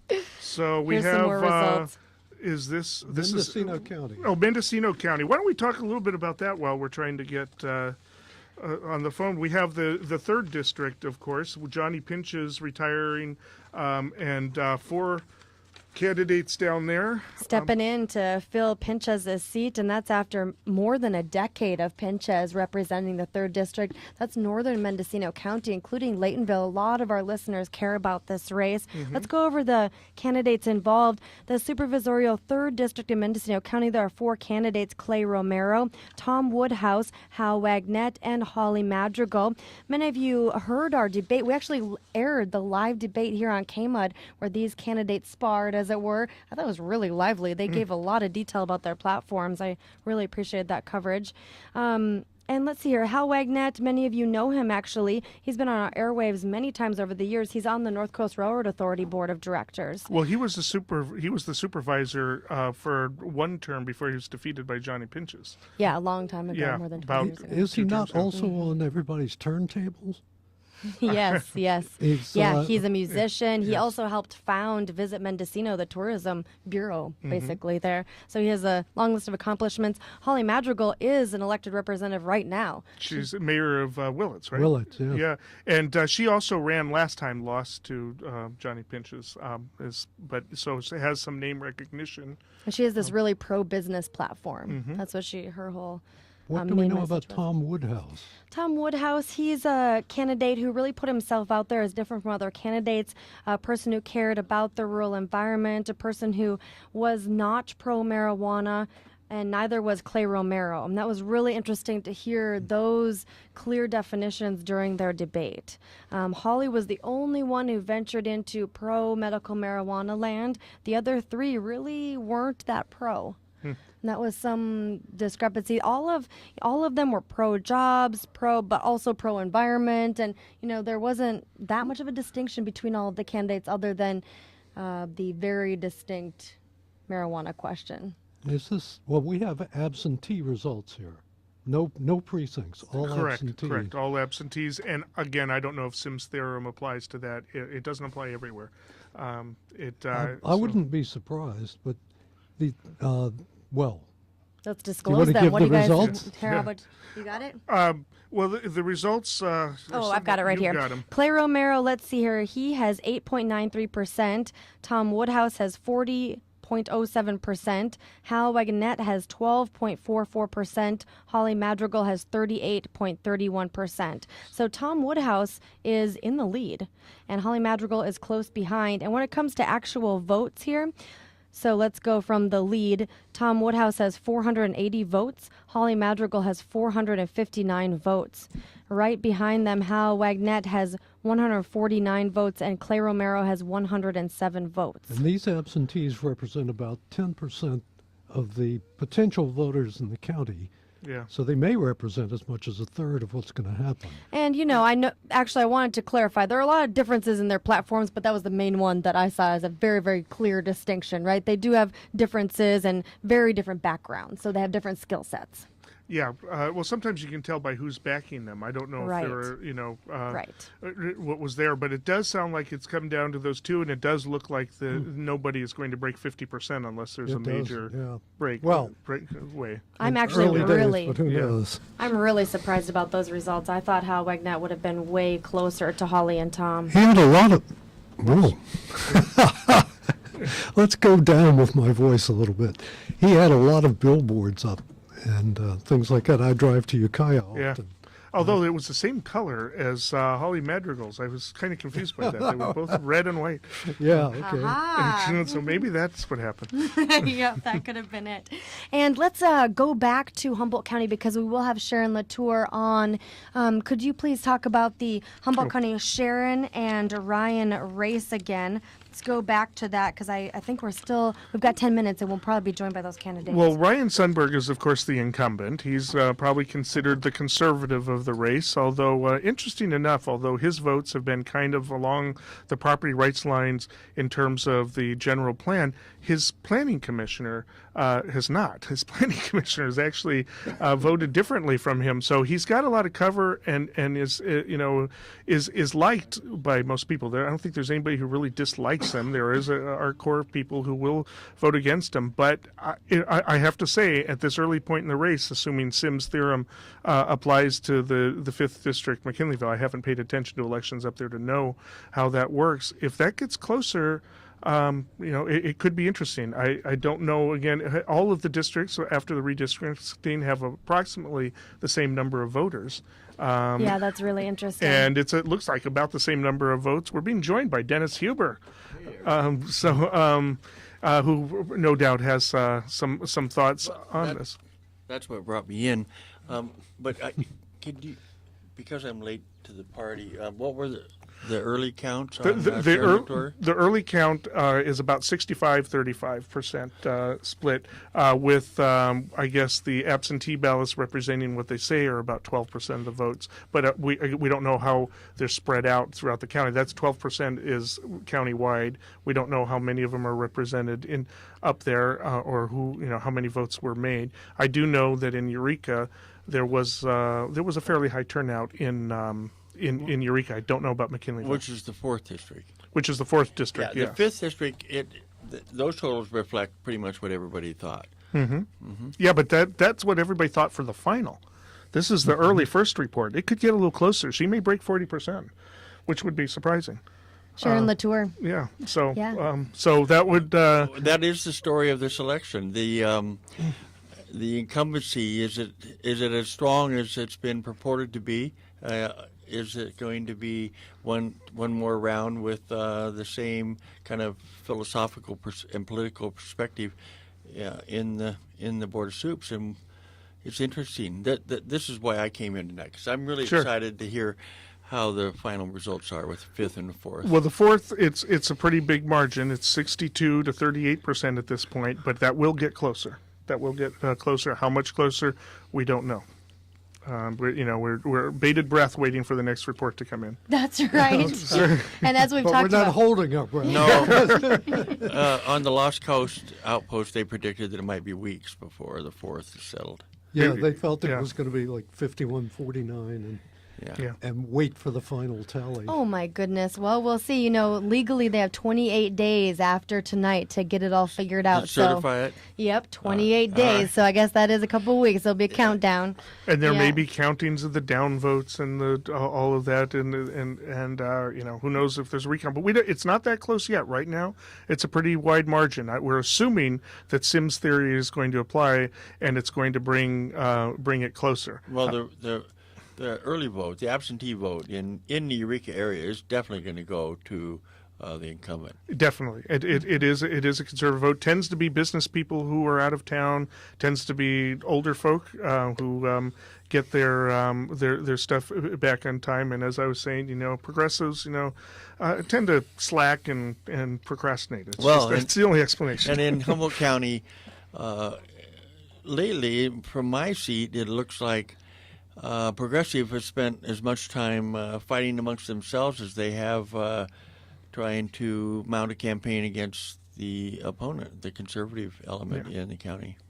I thought it was really interesting that you brought in the Planning Commission part of the discussion. So when the supervisors are seated, obviously they get to put somebody else onto the Planning Commission. And a lot of people thought that Susan Maston, who was appointed by Ryan Sundberg, should actually be running against him. Yeah. I've heard that many times. It has been said, and in fact, he and Noah Levy she and Noah Levy seem to be working together more often than not. Cohorts, for sure. Yeah, so very, very interesting. But it does provide Ryan with some cover. It does That's provide a good point. along with a couple of endorsements from environmental folk, Patty Clary and others like that, give him a little bit of cover. But I was surprised with that. I expected the first tally to be her in the high 20s, and she is in towards the mid 30s, about what Hank predicted would be the final result. And Sharon Latour, to be fair, also came in really late with very little campaign structure in place. So very little name recognition up there. Yeah. And but she was in the Air Force. So we were talking about, what part of the vote would she get? Maybe she did get some of the Republican element, maybe some of that right side. She also is a minister. That speaks to a lot of people. Well, she's a Presbyterian minister, so that's that doesn't count. That's sort of what do you say? It's a liberal church. It's not a fundamentalist church. It's some of the more conservative fundamentalists would have referred to the Presbyterians along with the Episcopalians as apostate liberal churches. So you're saying they're the procrastinator voters too? I don't know.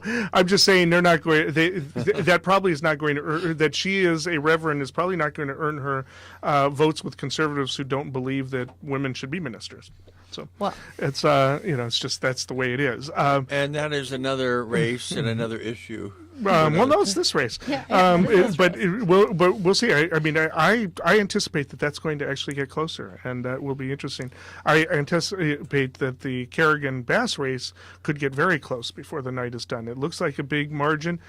And maybe how many votes again? Yeah, recap for Dennis. He didn't hear those first results for Kerrigan. It was 1390 for Bass, 863 for Kerrigan. Yeah, so it's a 500 vote difference, which basically. Represents about 10% of the vote. 12%. 12% of the vote countywide. We don't know what it represents in Eureka. All the districts are around 15,000.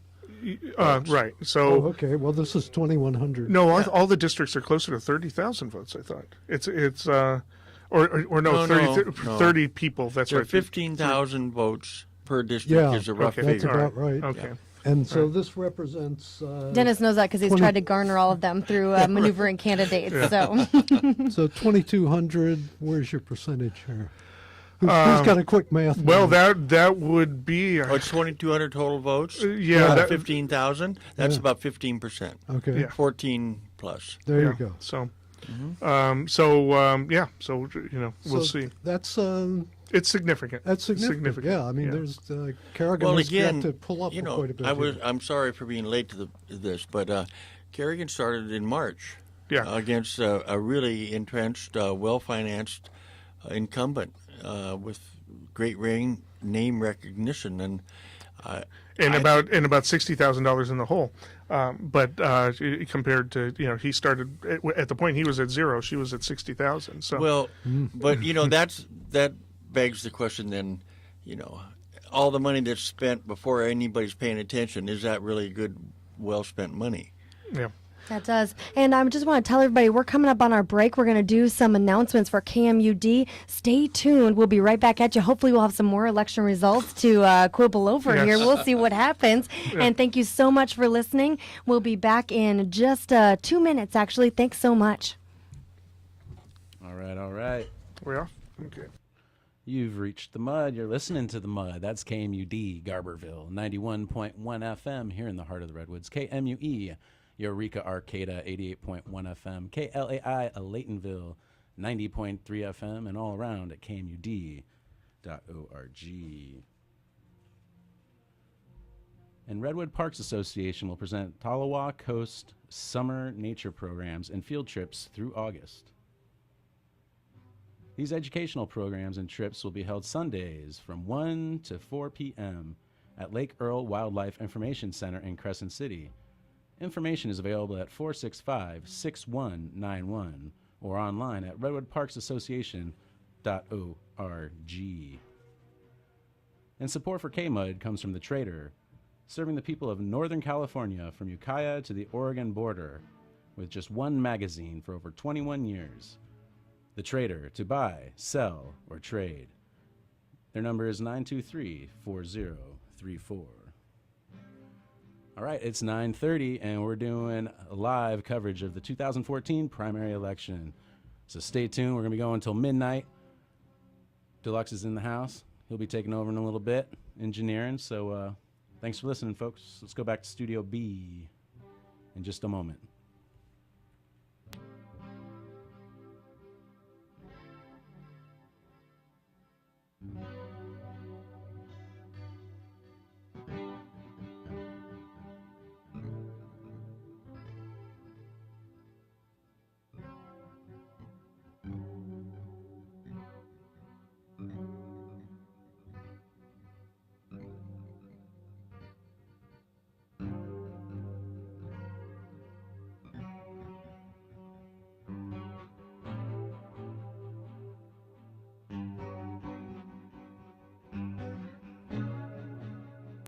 All right, Ben's going to be on the air. Oh, here we go. Okay. We're back to Studio B. Hey, thanks so much, Dan. Thank you for engineering. Much appreciated. Hi, everybody. This is Terry Clementson. I'm news director at KMUD Radio. Thank you for joining us. We are here with our election night simulcast. As you know, we're broadcasting in 4 counties. That's how KMUD rolls. We're in Mendocino, Humboldt, Trinity, and Del Norte. Thank you for listening. Also, we are on cable TV tonight. Thanks to everybody for watching. If you are tuning in, cable TV, access Humboldt channels 11 and 7. So thank you to everybody for watching as well. Tonight, I'm joined by 3 of our KMUD hosts. These guys are wonderful, great political commentators. Super thank you for joining me. We have Dennis Huber, Eric Kirk, and Ed Denson. How are y'all doing? We're great. Doing great. All right. I'm delighted to be here. Yeah, and so far we have only gotten one report, as kind of expected, but we are really anticipating the next report from all the elections offices. Well, you know, we might as well talk a little bit. There's a couple of statewide propositions. They aren't all that interesting, but Eric, excuse me, but I'll be totally caught up if you would give me the district attorney first return. 63% for Maggie Fleming, about 22% for Alon Firpo, and 8.6% for Alan Dollison, and 4.8% for Arnie Klein. Okay, thank you. Also, that will also get closer. Here's a little news. This is Trinity County news. I don't know how up we are on Trinity County, but there's a DA's race there.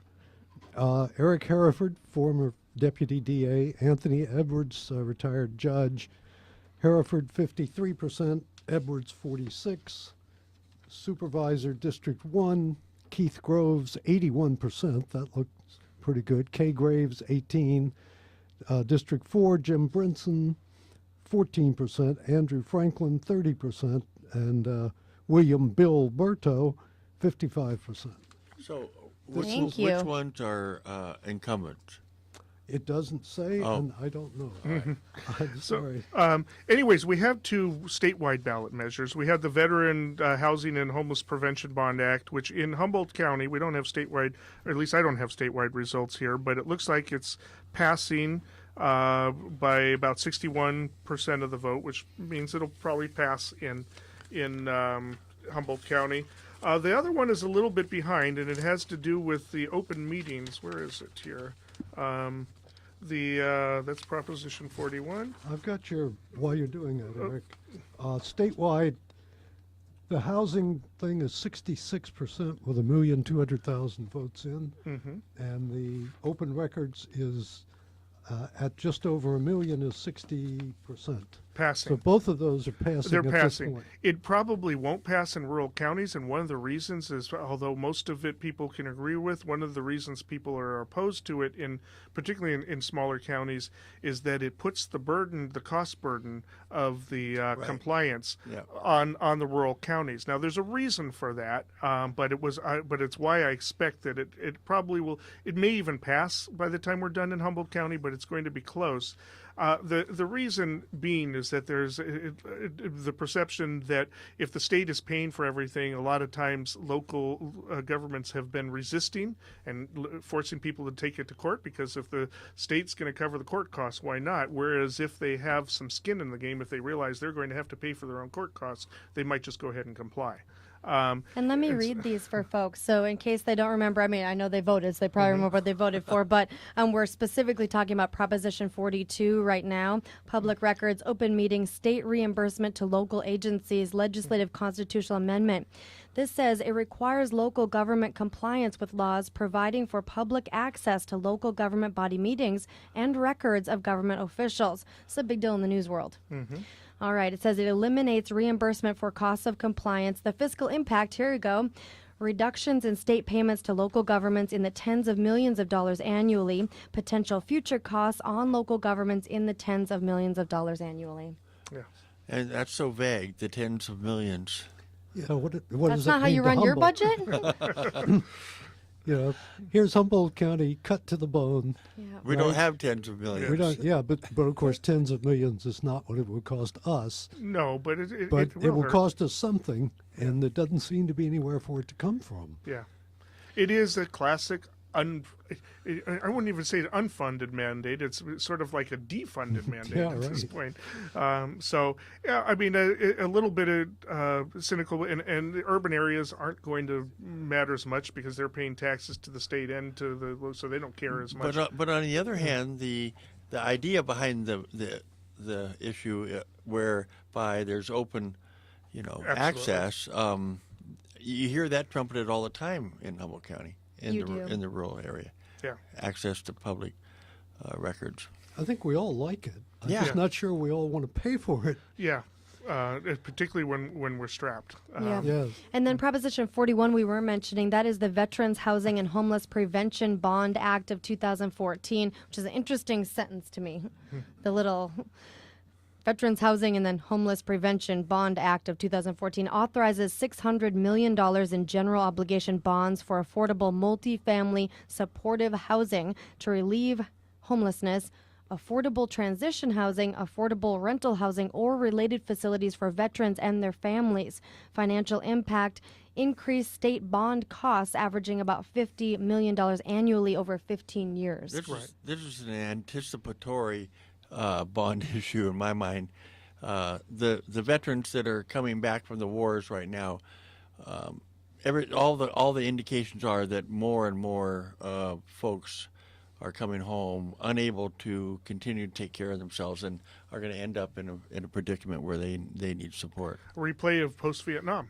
I mean, it's pretty much exactly. it. Probably even worse. Yeah, because because the wars are not getting better to be in. No. Well, you don't die nowadays; you get severely injured. That's right, and that's one more way to get homeless. Yeah. Unless you get support. Yeah. So it is passing overwhelmingly statewide and overwhelmingly locally. The problem for me with this sort of a measure is that, as we've seen play out locally many times, you need people to make the housing, and you need all of these zoning ordinances, the planning commission, the GPU, everybody to actually put housing as a priority, affordable housing as a priority into our plan. And there's just so much resistance to that. Even if this money materializes, where are they going to build the housing? Probably just in cities. Probably. Yeah. Well, that would be close to services. Yeah. That would be close to the other support services. Right. But a lot of the veterans I talk to locally, they say they're here on the streets on purpose. They know they could get services in the city, but they don't want to live near tons of other people. Yeah, but would it be? Is it an efficient allocation of the resources to be building places in all the different rural areas? The state will have to decide that. Yeah, it's just like senior housing. Look, we have this beautiful senior housing here, and I think there's a waiting list forever. Till infinity, because so many people want to live near the redwoods, but there's literally no place for seniors to live. I mean, they just closed down the Miranda assisted living. I could go on and on about this, Yeah. obviously. I really care about the housing thing. Mhm. But it's just, even with the money, I just feel like the direction the money flows isn't to rural areas. No, the bond money for building buildings, unless you're talking about school buildings, tends to not go into the rural areas. Well, and what they really need to do, and there's not a chance on earth they're going to do it, is ease the housing code, the building codes. I mean, if you want affordable housing, you got to make it cheaper to build housing. This imposing it, saying, well, if you want to build this house or this subdivision, you've got to put in so many cheap houses or something like that, that's always going to get resistance, because you're sort of telling this person you got to shell out of your pocket to do this.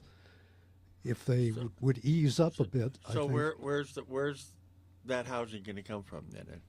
I mean, if the developers aren't going to be willing to include it in their plans for subdivisions and multi-family housing. Well, this money will subsidize it. This money will subsidize it, and it seems like when there is money that is coming from the state or federal government, things tend to find a way to get streamlined to bring that money into the community. It doesn't seem to be a problem. It'll happen, but again, people have to apply for it. There'll be a fund out there, and then the different counties have to apply for it. Just to follow up Terry's point, though, the low-income housing that was discussed at great lengths for Redway was built finally, and there's a waiting list forever on that one too. And I haven't heard any significant repercussions from that housing being constructed. You mean the one just in Garberville right now? No, the one in Redway. Lower Redway. Where there was a Right. lot of concern about it being put into. Well, there was a lot of opposition to it was. that showed up at the last minute, but part of it was process. They were supposed to provide notice. They put it in the Eureka paper rather than the local papers, thinking that it was a fait accompli. A lot of people got upset just in principle that they didn't know what was happening until it was too late. But they followed the law. Just had to do it in a county paper of major circulation, so they put it in the paper so nobody knew here. But it's up to people here to read the Times Standard and not just the local papers. That's what they felt. I've got an update on the story of the hour.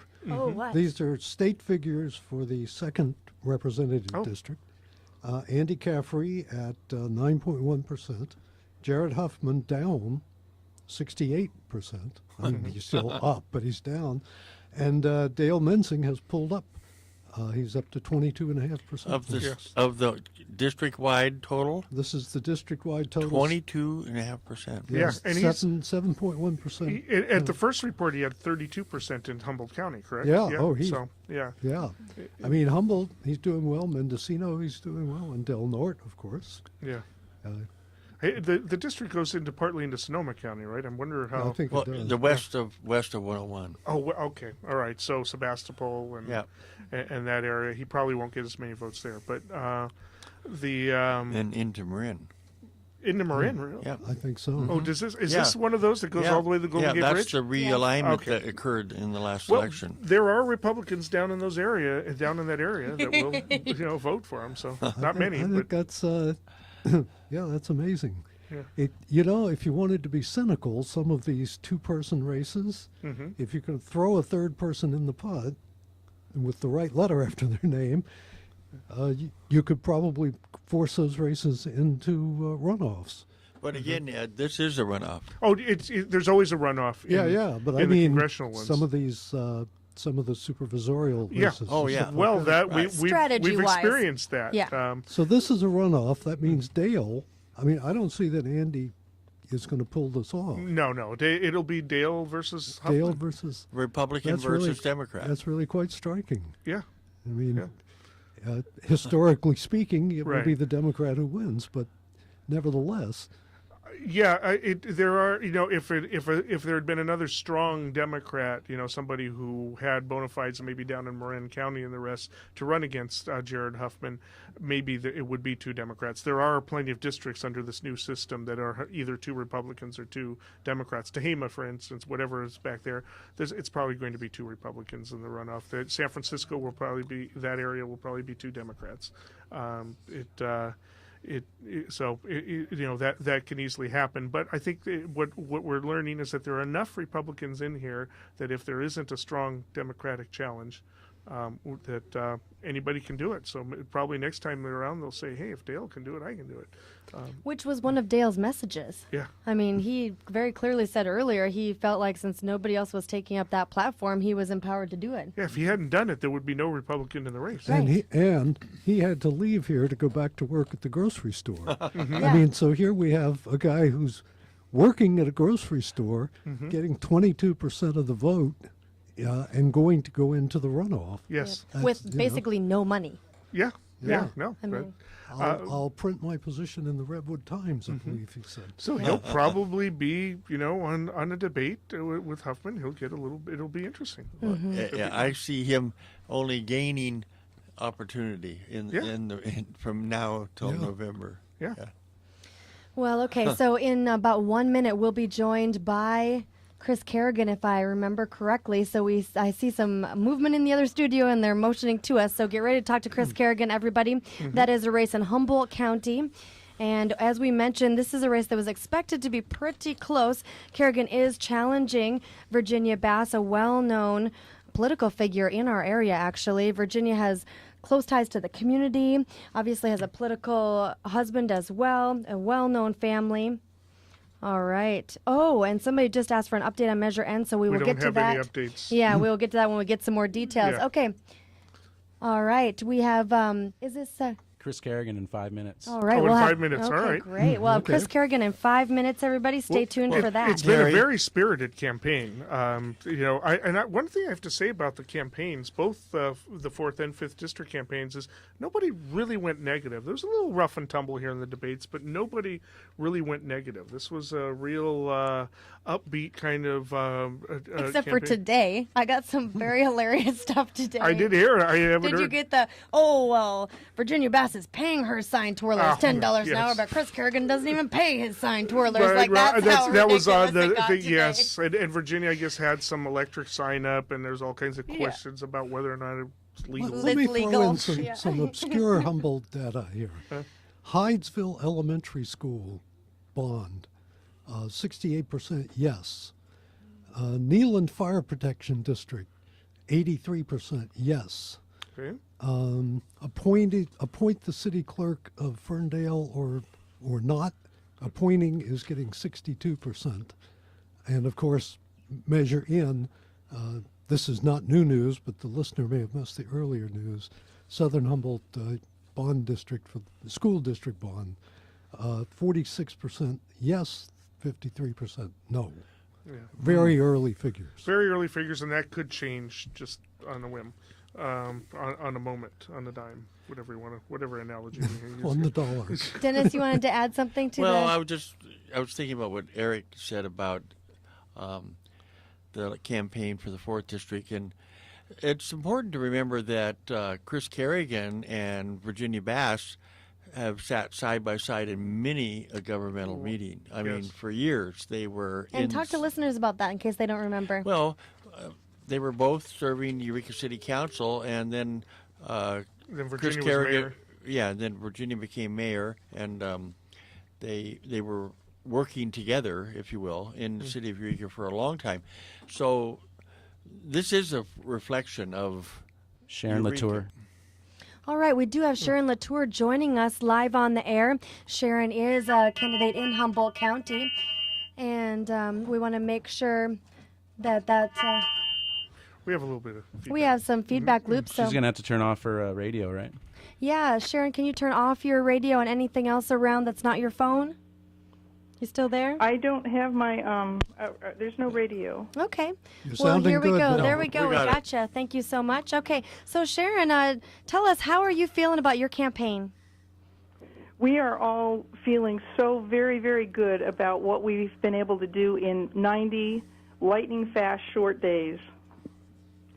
Yeah, and remind listeners about your overall platform, just in case they didn't hear your message. What we were concerned about was the direction the general plan update was headed, with a disregard for building in trails and open spaces and requirements for new building to be in sustainable areas, as well as just an overall sense of the scenic beauty and the kinds of light industry and Humboldt-made sorts of products that really make Humboldt, and fair wages, so that it's a lifestyle where our children and grandchildren can come back and enjoy living in the Humboldt that we know and we love now. Well, I have to say that those issues have taken on much more focus since the campaign began, and regardless of how the vote comes out, it's probably fair to say that you have been a part of a public outcry that these issues that you just brought forward remain a part of how we envision and design the future.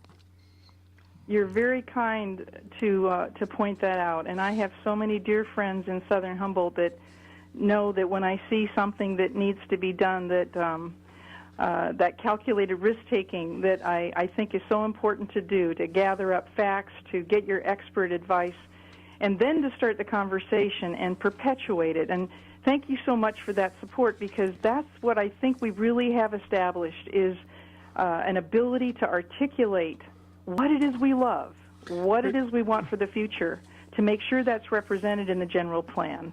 And we came with our homework done, and we came together with all of the different passions that the different workers brought, all the volunteers, and then the expertise that they were able to get a hold of, so that the conversation wasn't just well-wishing. For very little money and not enough time, we were able to mobilize wonderful hearts and minds to describe the way of life that people really desire and are willing to work to bring back and then sustain in Humboldt.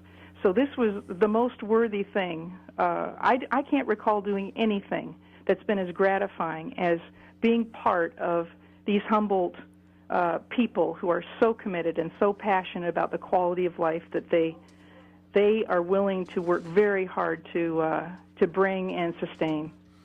Sharon, if I can ask you real quickly, we've seen the results, and you're a bit behind, but it is understood that the absentee ballots that are first counted tend to skew conservative, and that we expect that the race will hopefully get closer, and that maybe your constituents are more are more to be found in the people who voted today. Do you have any sense of what the turnout was like? Do you think you've got enough that could turn it around?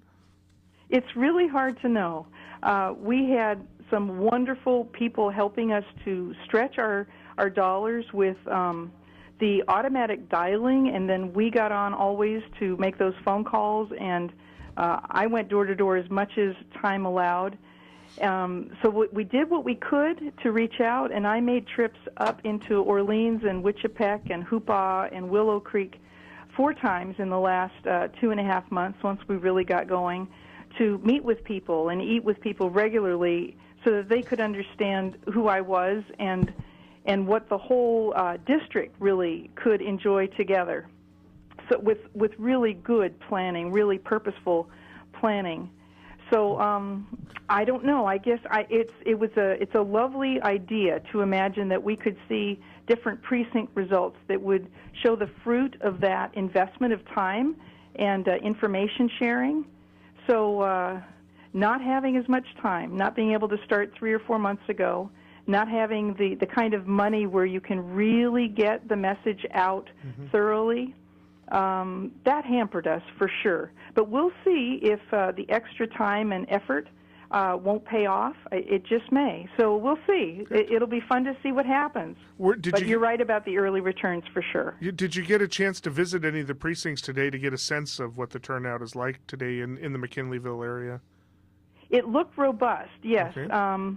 I didn't get out and about. What I did was I was part of a 4-person crew that did the pizza parlor sign holding and sort of waving during the drive times between 7 and 9, and then 2:30 to about 5:30, and the traffic was moving, but where people were closer to mostly at the public schools. Good voter turnout today. I think a lot of folks turning out. And then as I was walking a part of McKinleyville yesterday, a whole lot of folks hadn't yet decided how they wanted to go. So it's interesting. Many people had decided weeks ago. A good number waited to go through the pile of information, as they would say, until the weekend. So it will be very interesting to see what happens tonight, for sure. All right. And one more question. Ed, do you have anything to ask Sharon Latour? Actually, the main thing I wanted to ask you, Sharon, and you've sort of touched on this, do you wish you had gotten in earlier? Absolutely. Absolutely. I had to take the first 3 weeks to assemble the beginnings of the committee and create the basic, mutually agreed upon focus. What are the 3 things? What are the handful of things we really need to drill down deep and focus on for the initial conversation? So I had a lot of homework to do and a lot of people to meet. So that first 3 weeks were my homework investment time. So we literally ran this campaign in about 60 days. Well, That's really what happened, is we had about 60 viable days. So to have had 3 more months, I think the outcome would be remarkably different tonight. Well, Sharon, given that, is it fair to say then that if you aren't successful this time, that you would be willing to look at doing more organizing and... Oh, Dennis wants you to run again, Sharon. What are you thinking? You know, let me answer it this way. And again, what a privilege, what an honor to hear these kinds of words after sticking our necks out like we have, to be able to come to tonight and go, look what we did together. We won, you see. We got to have our kind and clear campaign. We got to articulate the Humboldt we love. We got to start. We got to get people re-engaged. 2 months ago, when we first started to really talk to folks, some people were so discouraged they wouldn't even talk about local politics. And now we saw people waving and smiling today as we were holding our signs, thumbs up with moms driving the kids to school. It was a blast to see this shift, the momentum shift. So the group, as we were just sharing around pizza and some Fieldbrook wine tonight, we were just celebrating the fact that we have just begun. We've created a fabulous foundation for a conversation that is going to continue. So how that shapes up and what role that it's my privilege to play, we'll see. But this is, it's such a privilege to have people trust you to represent their voice and their hearts and their expertise. So all right, well, I don't know what the future holds, but it has been a privilege beyond describing. All right, and thank you so much for your time, Sharon. We'll look forward to talking to you in the future. Absolutely. My pleasure, and my very best wishes to all your listeners tonight.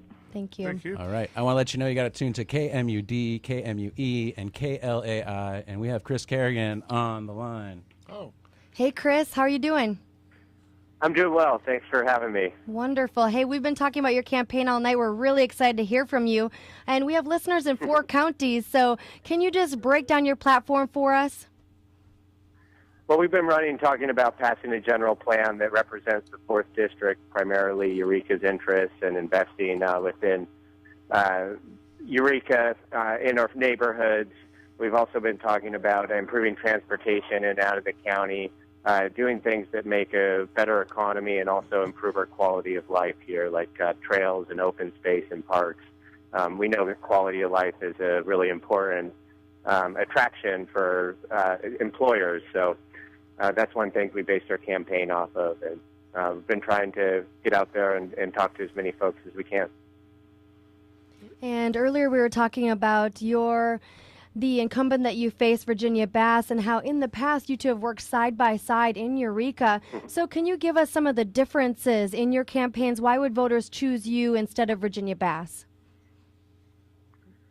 Well, I think Virginia has really represented the interests outside of the district. And what the biggest issue has obviously been the general plan, and what we want to do is encourage the future development and growth inside the city limits, inside the 4th District, where we have the infrastructure, where our neighborhoods could really benefit from that type of development and investment. And we know that when there's that type of growth and development inside or where we have our infrastructure, neighborhoods really improve. There's a synergy that's created. And so that's what we wanted to do, is give voice to people who have been disappointed by some of the planning decisions in the general plan. And that's what we seek to do in this campaign.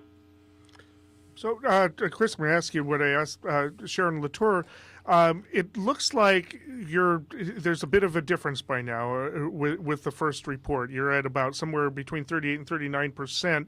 It's a big margin. We all understand, those of us who've been watching these elections, that it's going to get closer because the people who vote on the day of the election tend to vote, I would say, for lack of a better word, more progressive. Do you think that you've got a turnout today that can make up that difference? Well, we'll just have to see. I mean, we're optimistic that things are going to improve. That's for sure. We also knew we had a huge uphill battle from when we first got into it, but we do feel like we had great momentum towards the end. We feel like we did do a good job of getting our voters to the polls. We feel like we had a lot of great responses towards, especially the last couple of weeks. So really, the first report of absentees is just one small portion of the electorate, and we really need to see the poll results before we can speculate any further at this point. We're excited. I've read reports that there was maybe not high by November election standards turnout, but that there was a substantial turnout that maybe was a little bit higher than normal in Eureka. Can you substantiate that at all? I don't have any hard data to point to, but the enthusiasm was remarkable, and that gives me a lot of hope and excitement.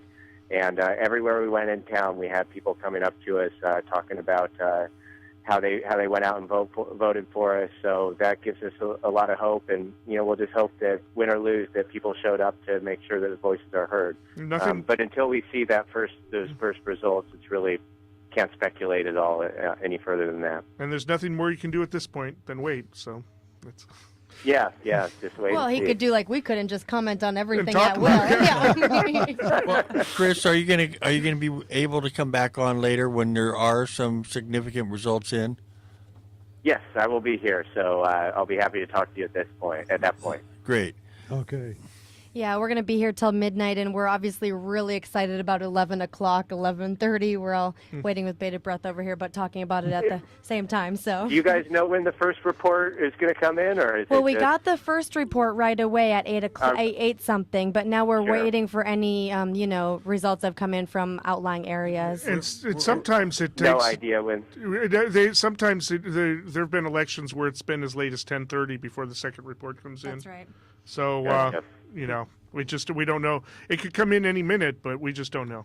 Yep, there is no schedule for that. It's all up to how fast they can tally the ballots. And well, there's usually about 4 or 5 reports throughout the night. There's the first one, and then the biggest gap of time is between the first and the second one. Then they kind of come in quickly after that as they're coming in. But you'll probably have a lot of them done because the precincts are all in Eureka, so you might have a lot of information earlier than the rest of the county. That's right. That's right. Yeah. And Chris, so we also wanted to talk about some of the demographics involved, and I know people say you mobilized the youth vote. That isn't necessarily that young in our area, but you did mobilize voters of all ages. And can you talk about any of your experiences? You have gone to door, and you've really been talking to a lot of people. Have you heard from younger people?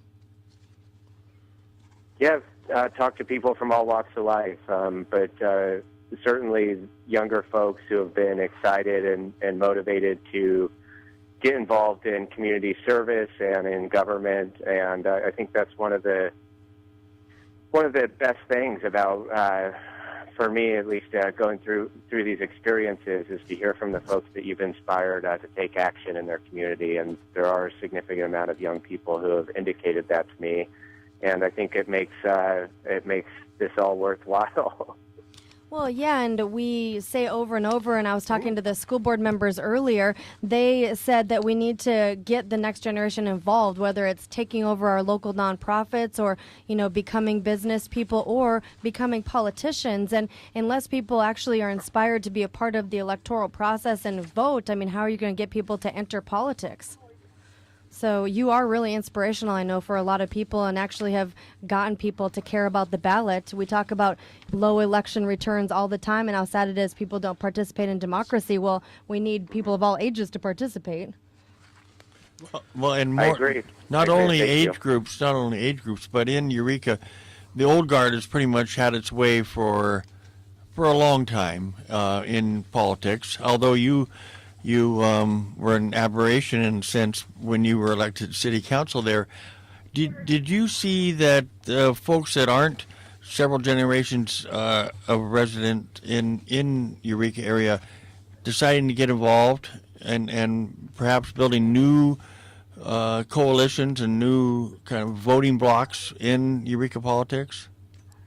I do feel that excitement. I think I came across a lot of those folks who felt that they didn't have a voice in local government and were, perhaps ready to give up on some of these issues. And that was, I think, a big reason why I took forth this campaign, was to give folks a voice in those matters and to inspire folks and mobilize those folks to care about local government.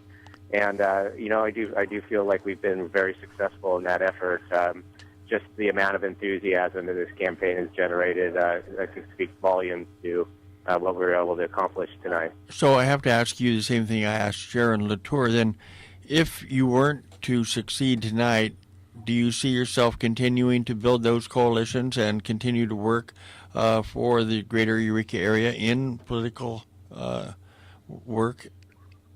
Absolutely. Either way, win or lose tonight, it's about more than this individual election. It's about a lifetime of public service and really moving forward. Regardless of the results of one election, you continue to work for the issues that you care about. And so, no, it's not going to stop after tonight. You don't have to answer this question, but will you run for mayor if you lose tonight? I can't really even think about that. I have to see some. I understand. You got to see this through. That's a bad question, Eric. This is a fan club over here, I think. All Hey, right. you're in good shape. You play tennis, right? You Yeah. can.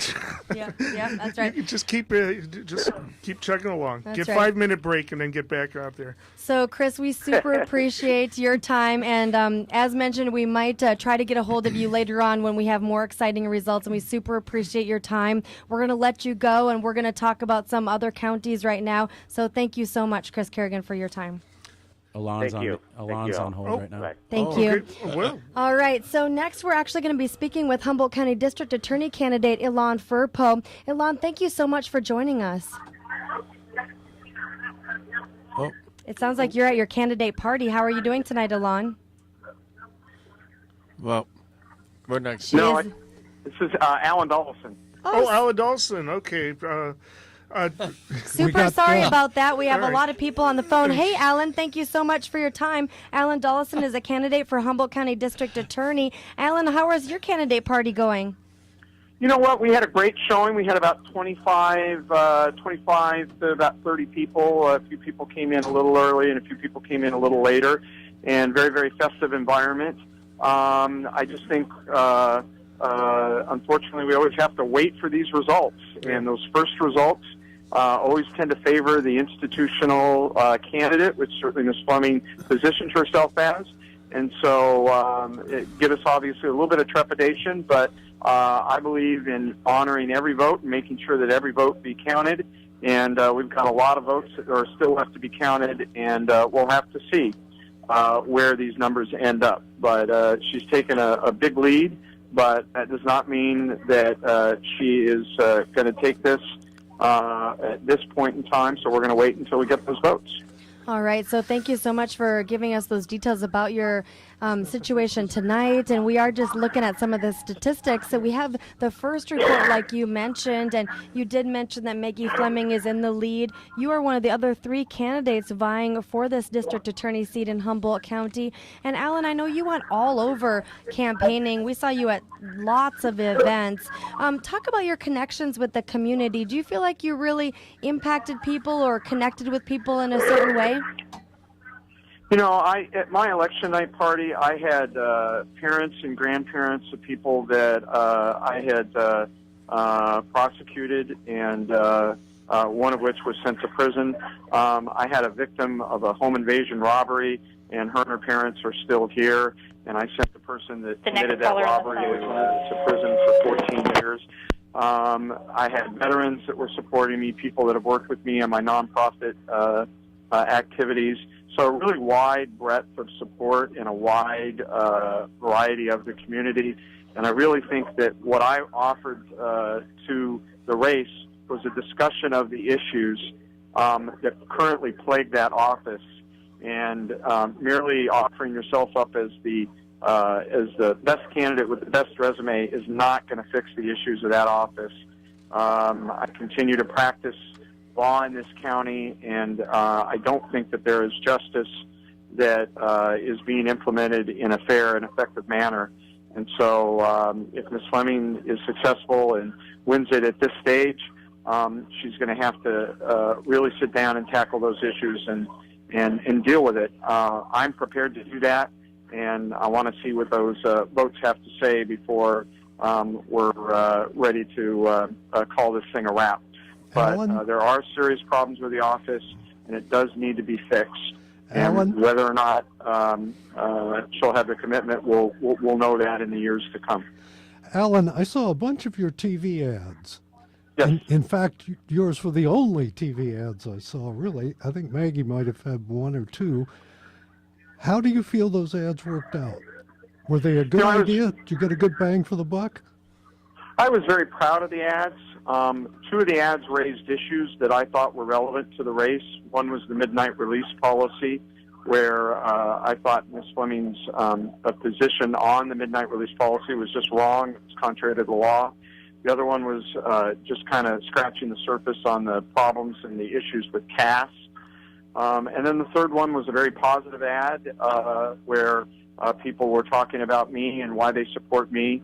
And so I decided to close with that. And even a loyal supporter of one of my opponents last night said he saw the ad and told me that he thought it was a really great ad while he was voting this morning, and that was Attorney Ken Bareilles. So I'm very proud of the ads. I didn't spend very much money. I had a wonderful lady by the name of Laura Montaigne who basically volunteered her time to put those ads together, and I'm very proud of them and what they spoke of and the issues that they addressed for this race.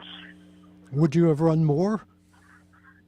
Sure, I certainly would have ran more if I had more money. But, one candidate had an awful lot of institutional money, and Ms. Furpo and I had pretty much the same amount of money, and we both had significantly more money than Arnie Klein. I certainly would have ran more, but I can tell you that I spent, virtually every penny that I raised.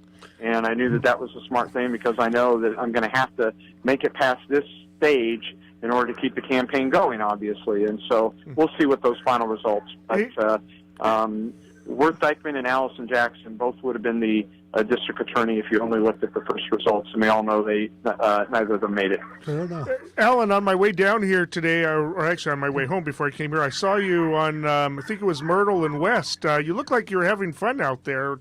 Have you enjoyed this campaign, regardless of how it turns out?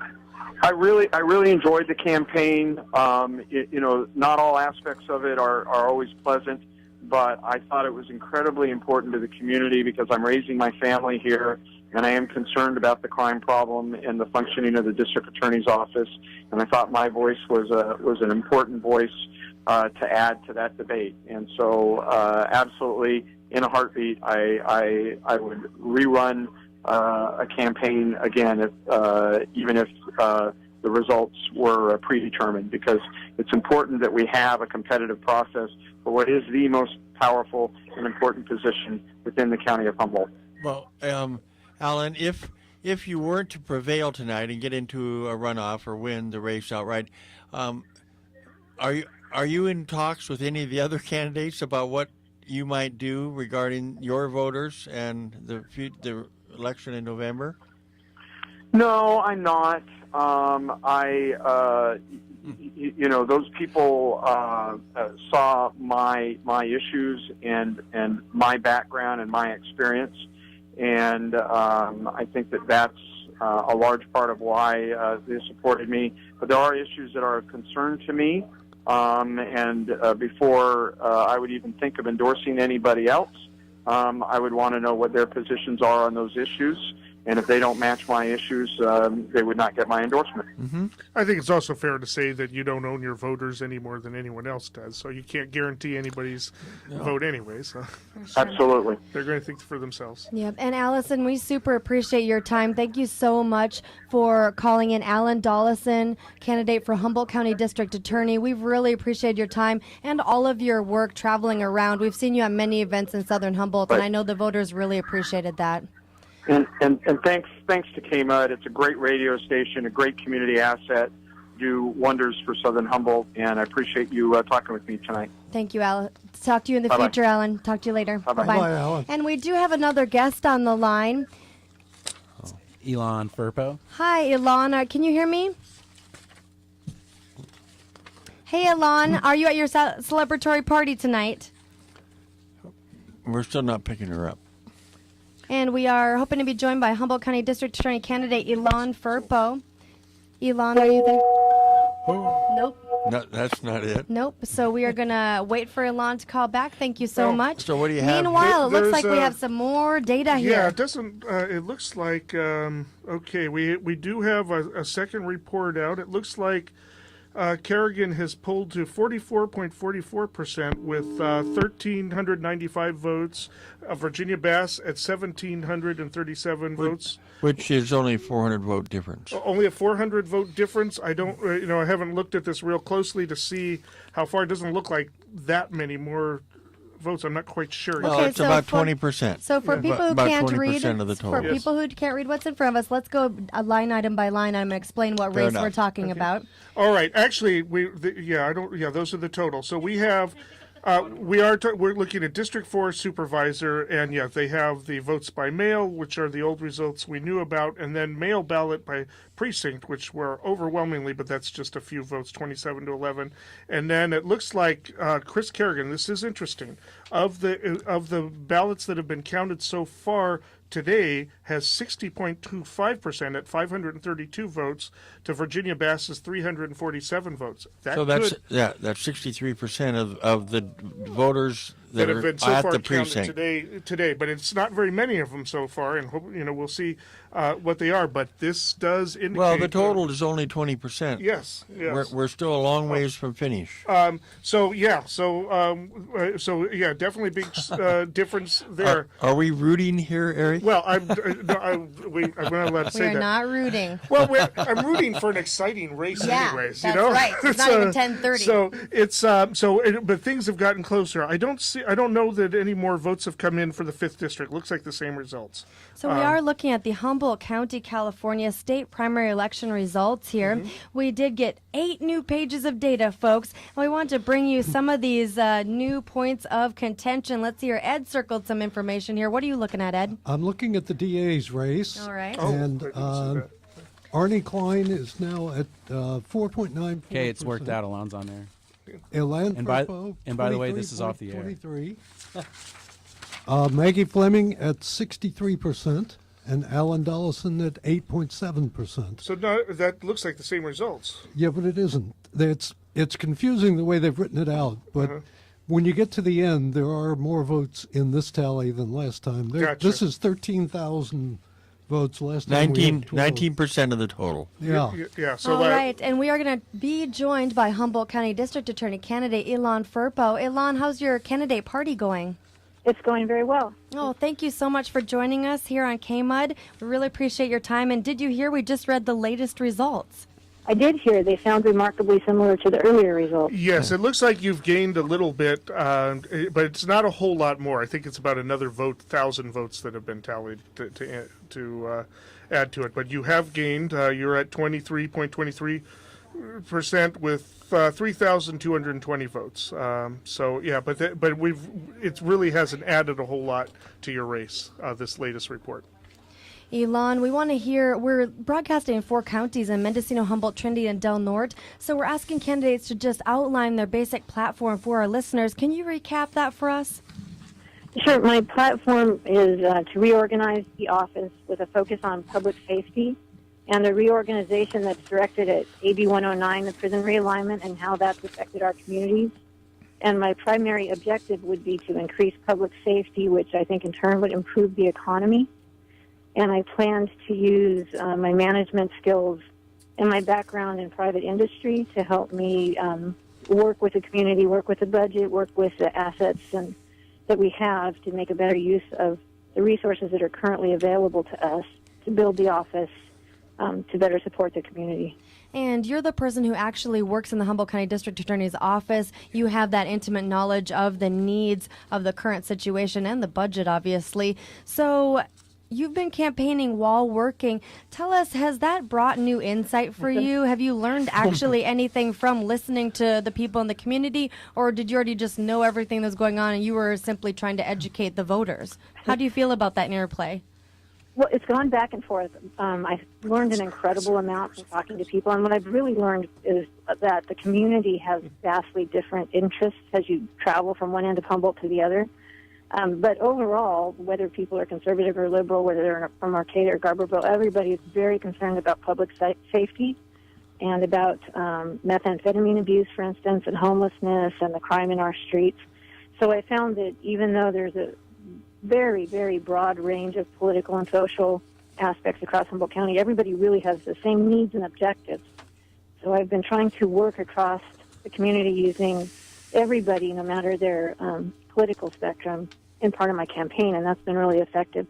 So I've learned a lot from traveling around, but I've also found that people didn't really understand the DA's office, how it's funded and how it's managed, and the different things we can do to improve it. So it's gone both ways. And I just want to tell you, I don't know if you've taken a sign tally, but Southern Humboldt is plastered with FERPO signs. There is even Yes. yeah. And most of those votes have yet to be accounted for. Yes, so. and there's a truck. Have you know about the truck parked with FERPO signs cladding all around it? I don't. As you said, I'm working full time, and I'm doing the Bodie Tree double murder trial right now, which is a very large case. So I've really been invested in my day job and campaigning on evenings and weekends. But I've heard about that truck, and I've heard people saying that Southern Humboldt's calling itself FERPOville. And I went down there for the Mateo Festival on Sunday, and it was fantastic. People giving me high fives that I've never seen before. Very enthusiastic about my campaign. So it was awesome. It was a very warm welcome, and I really appreciated it. All right, so we have three political commentators here just chomping at the bit to ask you questions. What do you have, Eric? Well, no, I just wanted to say that these election results, we just want to talk a little bit about them. We'll get to the district supervisor, but there hasn't been a big change in terms of the number of votes, period, from that. So all three of the I guess challengers to Maggie, it's not really challengers, have gained a little bit, and she has slipped a little bit, but there are still quite a few votes to be counted. Again, do you have a sense of what the turnout was like today at the polls? Because the conventional wisdom is that Maggie would have benefited most from the absentee ballots, but that the ballots in the precincts done today will probably tilt in favor of the other three. Yeah, that's been my impression. My impression all along has been that the early absentee votes would lean heavily towards Maggie because, for one thing, that's her demographic. But for another thing, my campaign, I think, has really gained momentum in the last 2 or 3 weeks, which has been after the absentee ballots came out. And I think that's largely due to the debates and the advertising. And my campaign has a more complicated message. It's not the number of years I worked in the office. It's what I plan to do. It's a campaign based on having a plan of reorganization. So I think time is on my side. The longer things go on, the better I can do. So all along, I've expected these early absentees would lean towards Maggie, and I'm hoping that as the evening goes on into the early morning, that we'll find out that many people went to the polls and the numbers will improve for me. Okay, I will say I can't say how I voted because I'm probably going to do interviews again if this turns into a runoff. But you did get my son's endorsement. He said for 2 reasons. He says your name is the coolest name on the ballot, and secondly, he likes your daughter that he is in the orchestra with. So, anyways. Those are very good reasons. I like those. Well, I hope you'll come back and check in with us later when there's more significant returns, Elon. Sure. Yeah, I'm we're up all night. Okay, we're going to be here till midnight, and we're really excited to see some of this evolve as the election results pour in. Ed Denson, do you have a comment for Ilan Furpo? No, it was a pleasure interviewing you. I hope that that we can talk to you later when we have some more significant figures, because so far there's really not enough numbers to put anything together with. No. And I think you're right, Alon. The debates were very interesting, and I think it really brought to bear some of the differences between the candidates, because when people were initially, trying to classify you as a little murky, and then once the debates really clarified things, I think you're right. The people started to change their minds or really decide who they're going to vote for. So, yeah, that was the feedback I got, and and then no matter what, it's good for Humboldt County, isn't it? That we had open debates, that we got to talk about the issues, and that the community got to hear the different candidates' ideas. So I'm very pleased with the campaign. No matter what, I felt like I ran a good campaign. I worked hard, and we opened up a lot of communication that the community needed. I don't think I remember a campaign where there's been more effort by the candidates in a race to reach out to the voters and continue to meet in different parts of the district or the county, and discuss their differences. So I really think this is bodes well for the future if you can get this kind of interest in a race like there has been in the district attorney's race. Yeah, I agree completely. Okay. And I'll have my phone with me, so call me later if the numbers interest you. Thank you. Thank you very much. Thank you so much for your time. Ilan Furpo, candidate for Humboldt County District Attorney. That was wonderful. Okay, we want to make a note of something here, a very interesting statistic. It is that looking over at the District 4 race, it looks like, because they break it up into columns as to, they've got vote by mail and then mail ballot precinct, and it looks like the election, the people who voted on, it looks like approximately about 900 votes have been counted on from the precincts in the Eureka area in the 4th District. Of those, the Chris Kerrigan collected 532 of those votes to Virginia Bass's 347. That is 60%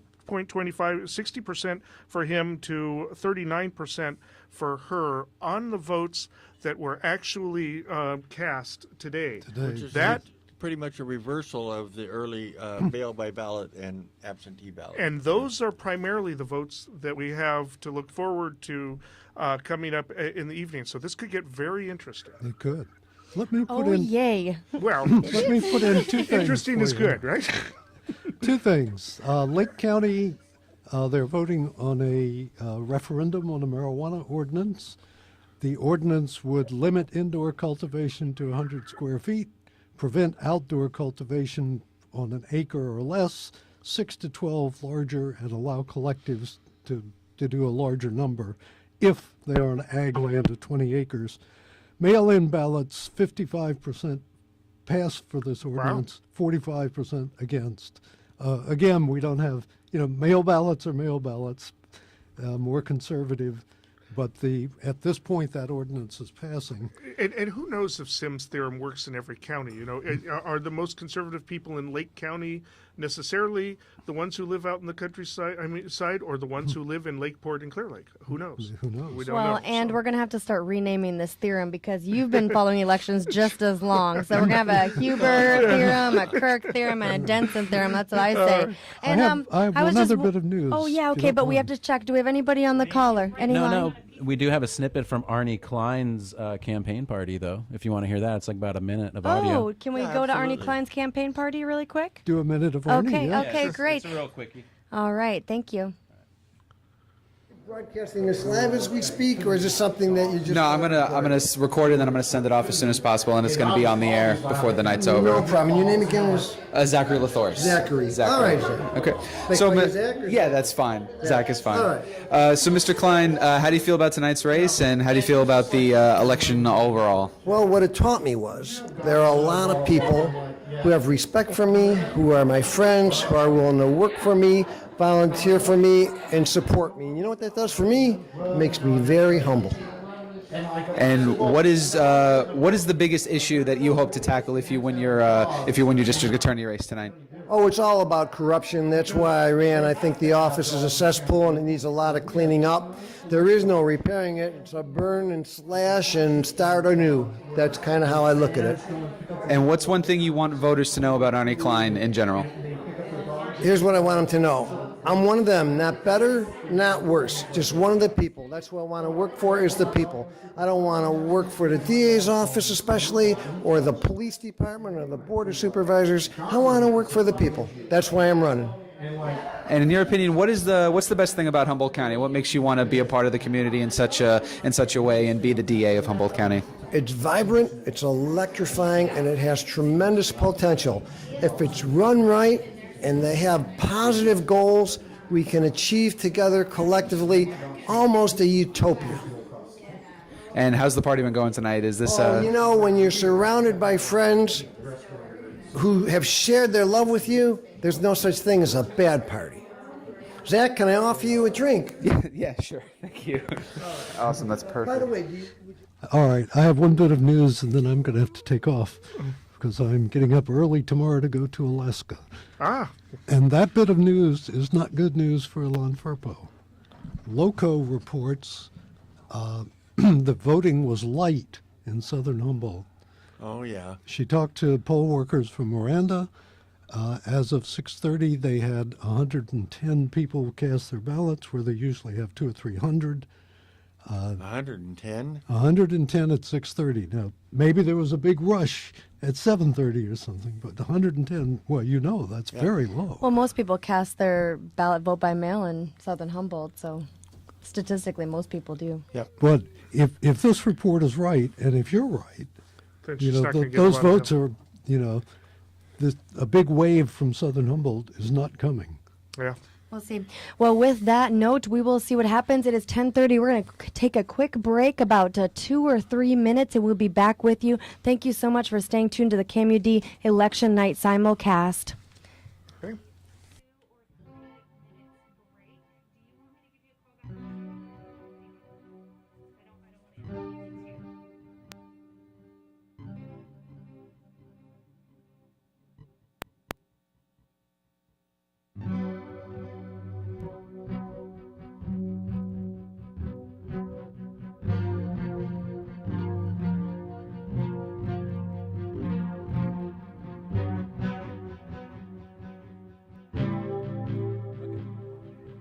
Right, so you're listening to the coverage of the 2014 primary election here on KMUD, people-powered Freedom Radio North Coast. That's KMUD, Garberville, 91.1 FM, KMUE, Eureka, Arcata, 88.1 FM, KLAI, Laytonville, 90.3 FM, and you can get us on the web at KMUD.org, as Mickey likes to say. All right, so support for KMUD comes from the Harvest Excel, makers of the Golden Arm Tarp Puller. The Golden Arm is designed to pull blackout tarp for light deprivation on any length greenhouse up to 20 feet and 10 feet tall. Easy to install and available at garden shops or online. More info and demo video at harvestexcel.com. Support for KMUD comes from The Trader, serving the people of Northern California from Ukiah to the Oregon border, which is one magazine for over 21 years. The Trader, to buy, sell, or trade. Their number is 923-4034 in the 707. Stay tuned. We're going to be going for another hour and a half. We got some more phone calls going on. What do we got? We got Mendocino supervisor candidates coming up on the phone. So stay tuned for that. This is KMUD, people powered, a radio.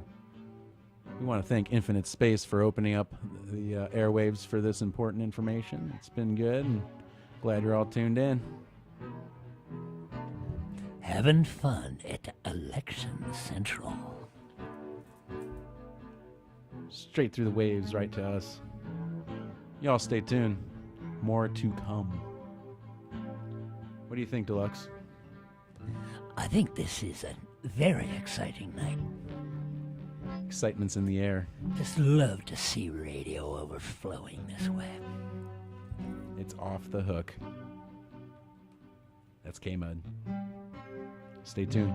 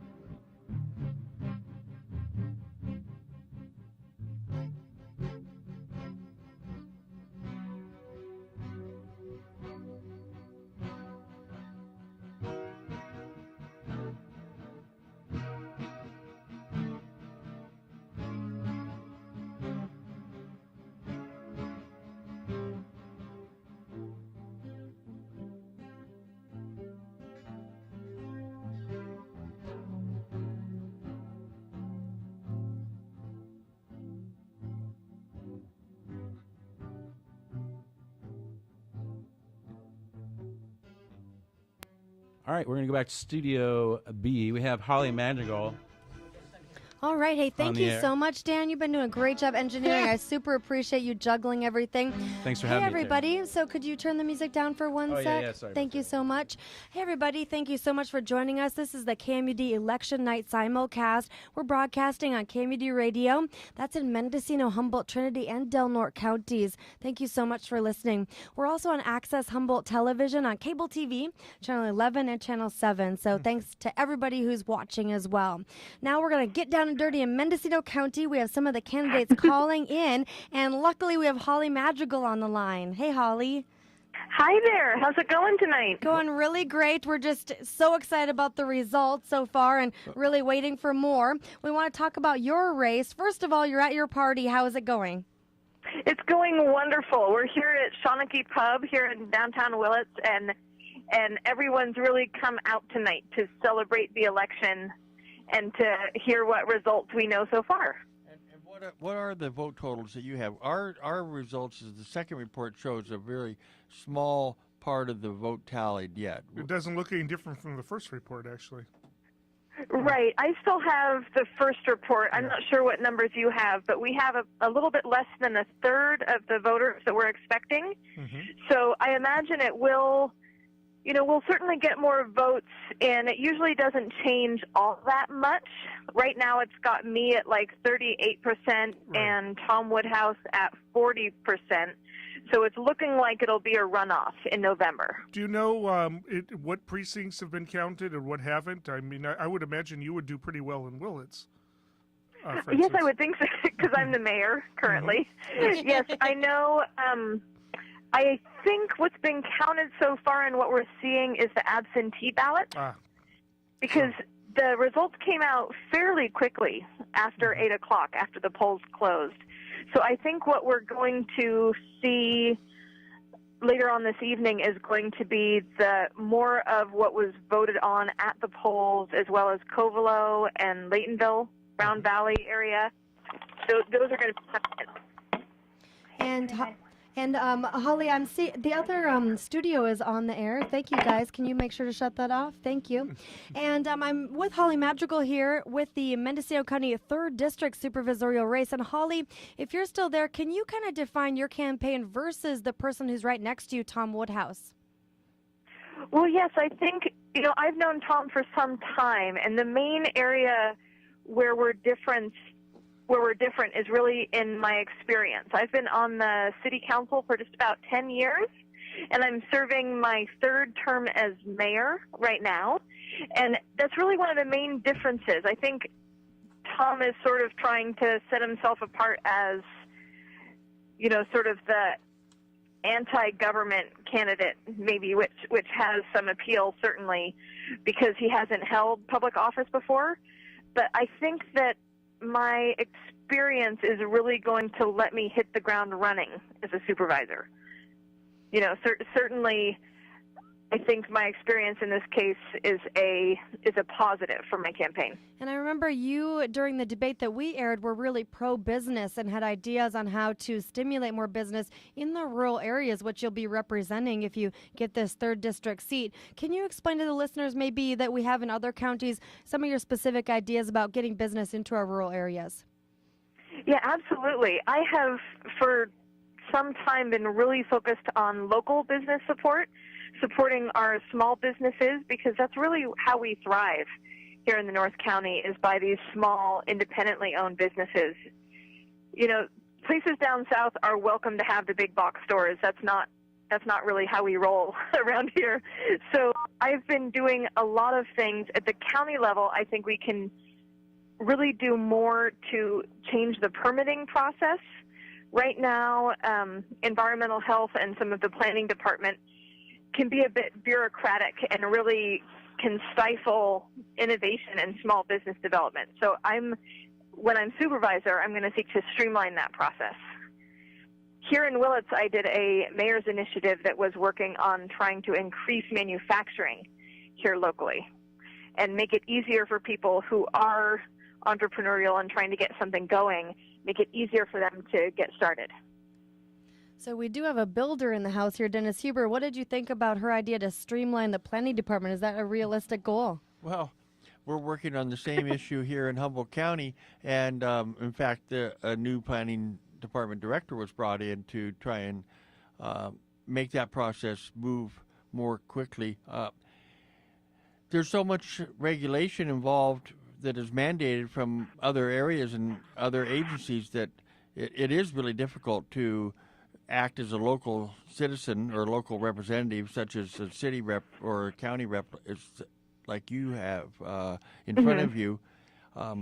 What can you do to get that change, that sense that unfunded mandates and the responsibilities of local districts taking on more and more costs in order to do development in their communities?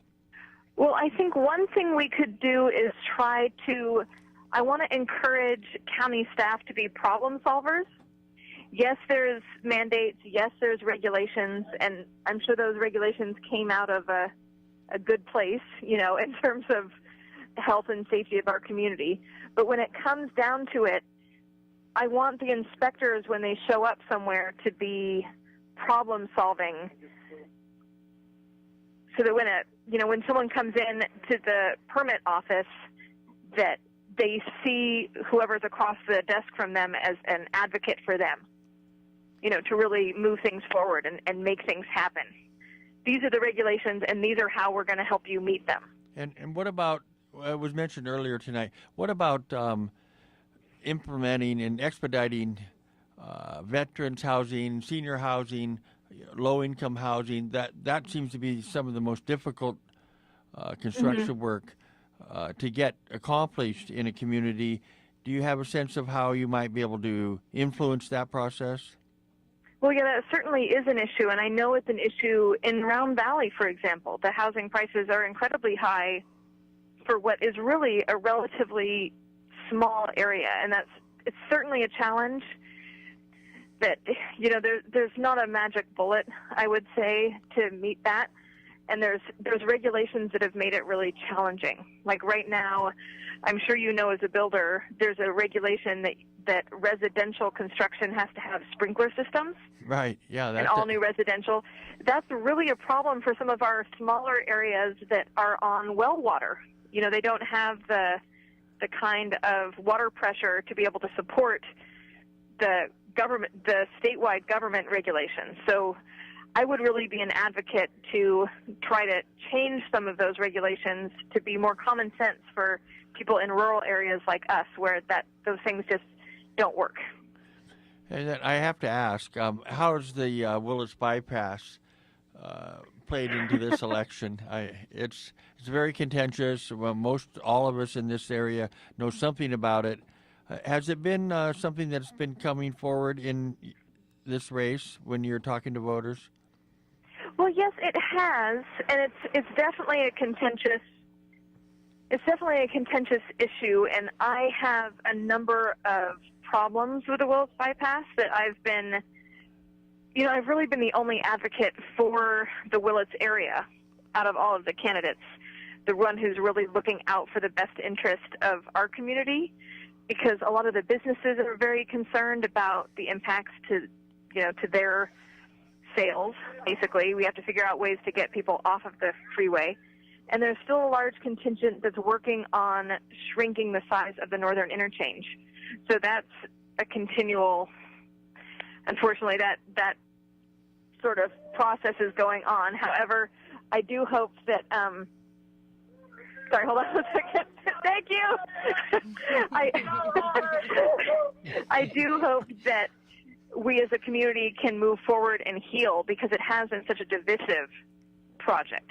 It's been very divisive in our community, and so the question is, how are we going to move forward all together? What is Mendocino County going to look like? Have there been discussions, not to stay on this too long, but have there been discussions about the premise that's been brought forward that if the traffic patterns don't really change significantly in downtown Willits, what are we going to do next? Well, seeing as one of my main problems that I have with this project is that it's approaching $300 million for a relatively small traffic problem. A traffic problem nonetheless, but not, it seems like such a catastrophic waste of money, frankly, to be doing this size of a project for this level of traffic. However, the project is moving forward, and Willits is really going to need to rely on itself to solve some of those remaining traffic problems. Mm-hmm. That's really going to be upon the city of Willits to improve its infrastructure so that to help that move forward, because with a $300 million project, there's not going to be additional funds that are going to go towards helping our local traffic problems. Mm-hmm. Well, good point. Thank you for that. Yeah, it's a sticky wicket for sure.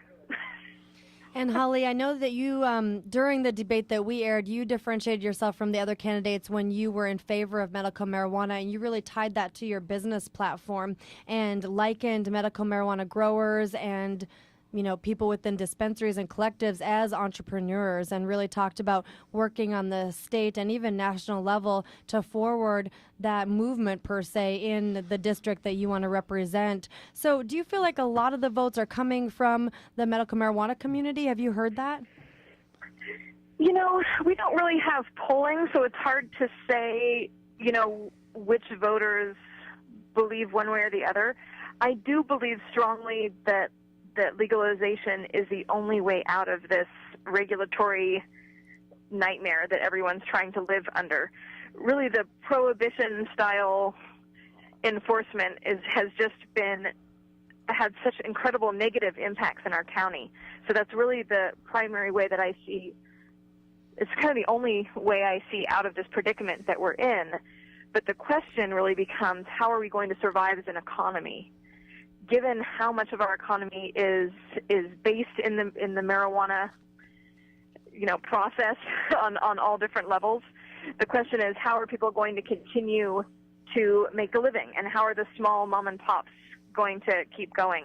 So I have learned a lot recently about the medical marijuana field and what opportunities there are in terms of making, analysis labs. I mean, there's a lot of jobs that could be found in that, or bottling or distilling or tinctures. There's a lot of work that we can build on our multi-decade heritage of producing incredibly organic, beyond organic medicine for Mendocino County and beyond. So I think we do have a leg up, but we're really going to have to take advantage of that, because if we don't, we're just going to get bowled over by the side interests. All right, and I know in our county we've had a a lot of crossing of the hairs, as it were, between the district attorney candidates and the sheriff's office. And I was wondering, and that had to do with our nighttime jail release policy, and some of the all the district attorney candidates decided to voice their opinions about the policy in our local jail. And the sheriff very soon, literally the day after one of the debates, issued his own statement saying, "This is my turf, basically. I'm the one who sets the jail policy, and I am actually addressing the late night jail release policy, and this is what's the latest thing." So in Mendocino County, have any of the races interact with Mendocino County Sheriff policies? I know since we're talking about the medical marijuana realm, Sheriff Tom Allman is famous nationally. He's been on national media for his efforts in that realm. Have any of the candidates spoken with him or even, used his ideas in their platforms? Do you have anything to say about that? Well, not really. Both the sheriff's race is uncontested, as well as our local DA's race. So Eister is going to continue, as well as Sheriff Allman. No one contested in either of those races. That's the first time in a long time in Mendocino County, actually. Yeah, it's been really interesting. My district is the only supervisorial district that had a contested seat.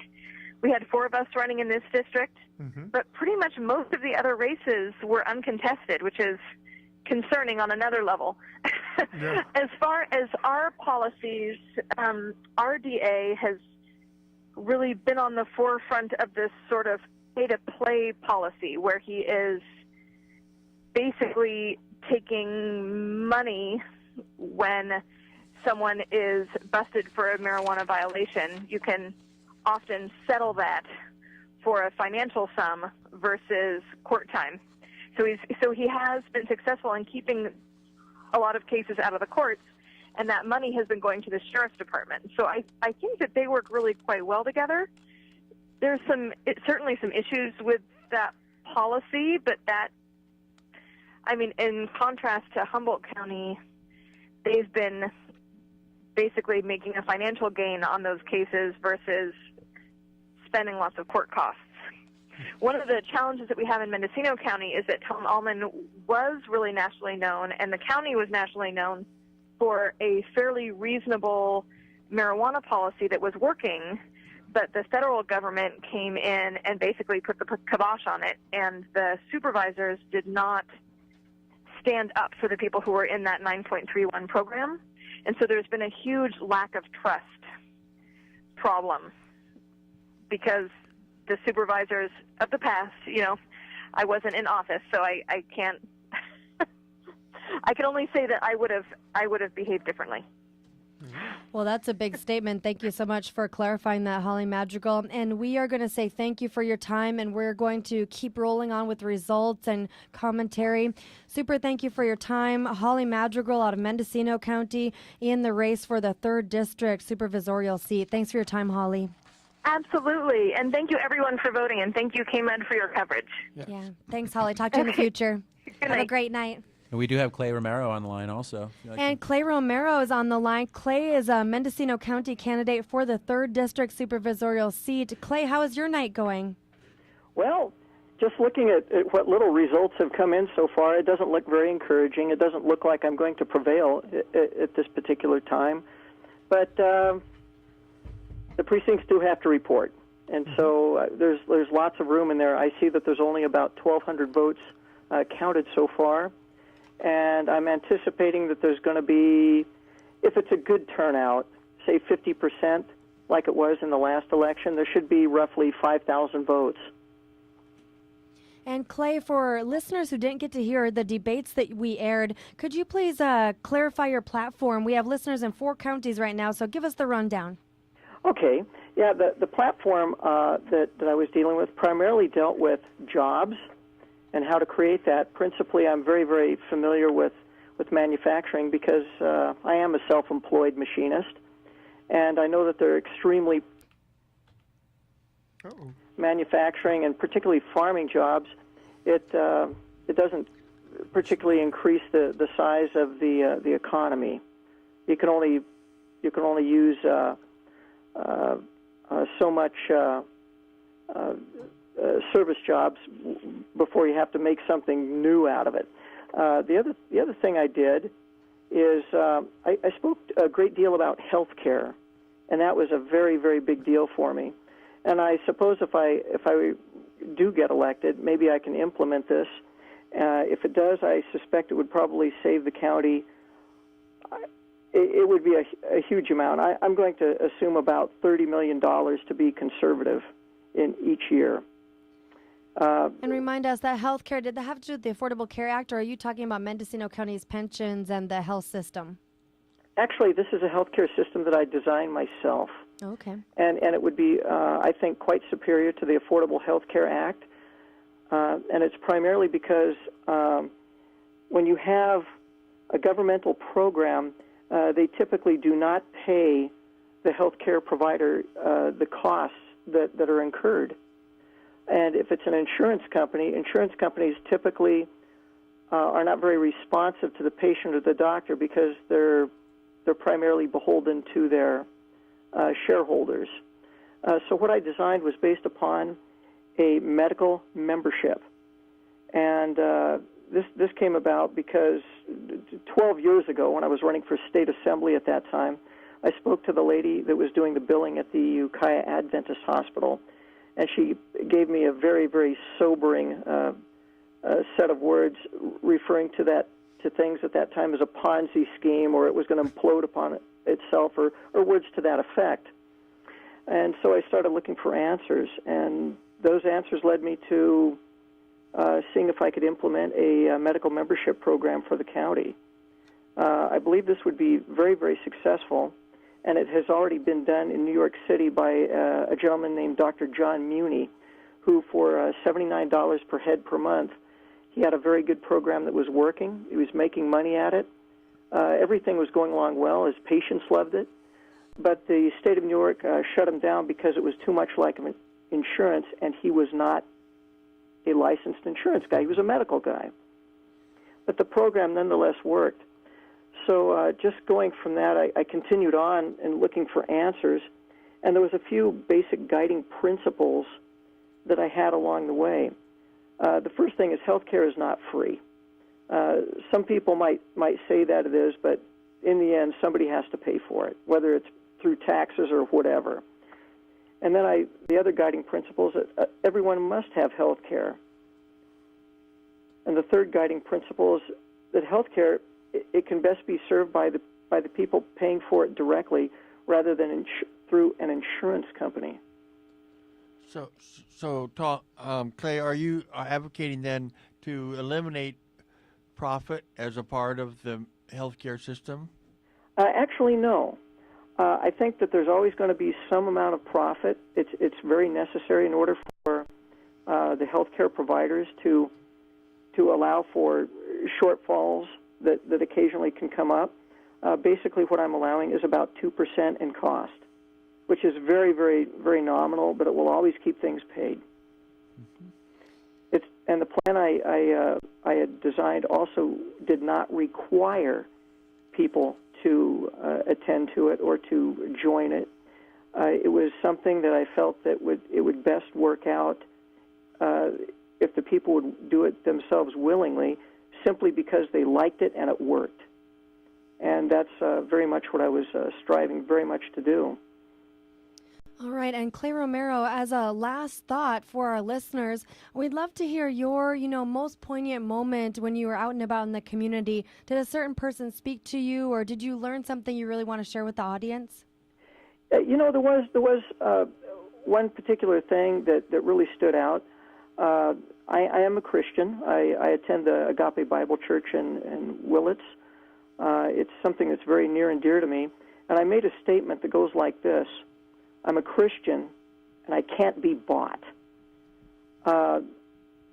This seemed to be ringing very, very well with a lot of people. Periodically, we have people like Leland Yee in San Francisco that was clearly running afoul of law. He was running guns in such a manner that was endangering people's lives because the guns were going into people's hands. And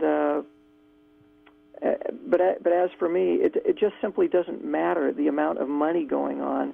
there's no amount of money that anybody could possibly pay me that's going to make me deviate from what I know to be good and right and true.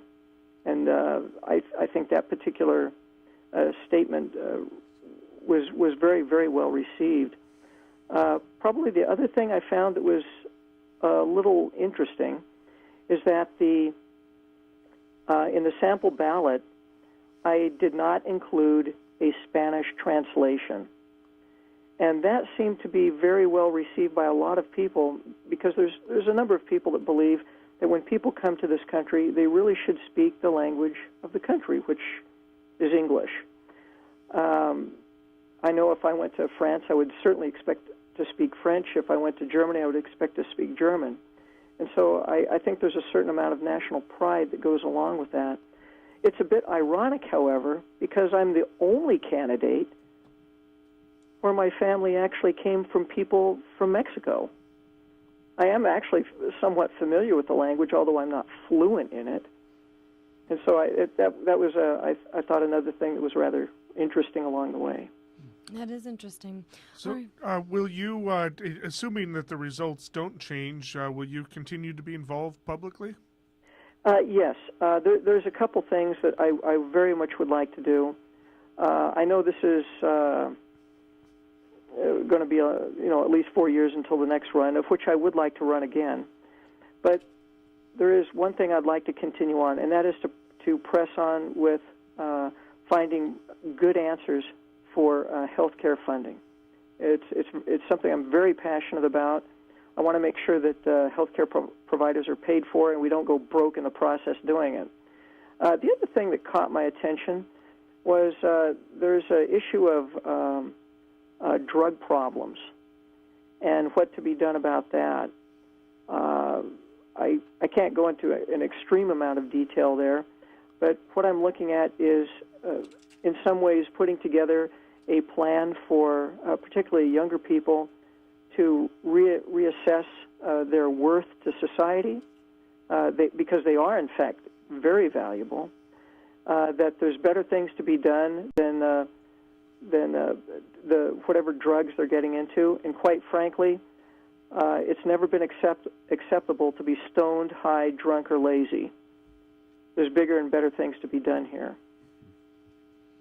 Okay. All right. Well, thank you so much for your time, Clay Romero. He is in the race for 3rd District Supervisor in Mendocino County. We really appreciate your time, Clay. Sure, and I'm glad to talk with you. And thanks for doing the coverage there. KMUD is something I'm starting to really enjoy at this point. All right. Well, thank you. All right. That was Clay Romero, folks, and it is 11 o'clock. We're going to take another break. We'll be back in about 3 minutes. Stay tuned.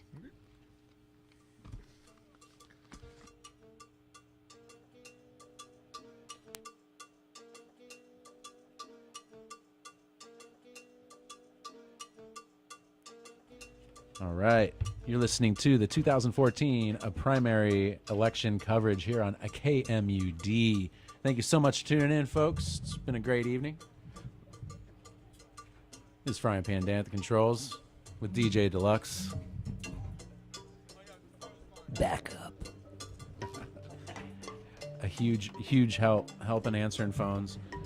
The ghosts are in the studio, and it's been a lot of fun, folks. So do stay tuned. We got an hour to go of coverage with Dennis, Eric, and Terry. I do want to let you know that the Healy Senior Center will host a weekly computer workshop. It's for all ages and skill levels at the Senior Center in Redway throughout the summer. Participants may bring questions and their computers, though some computers will be provided. Personal instruction will be available, along with basic troubleshooting and tech support. Workshops will be held Monday and Thursday afternoons at 4:30 p.m. Information is available from the Healy Senior Center at 923-2399.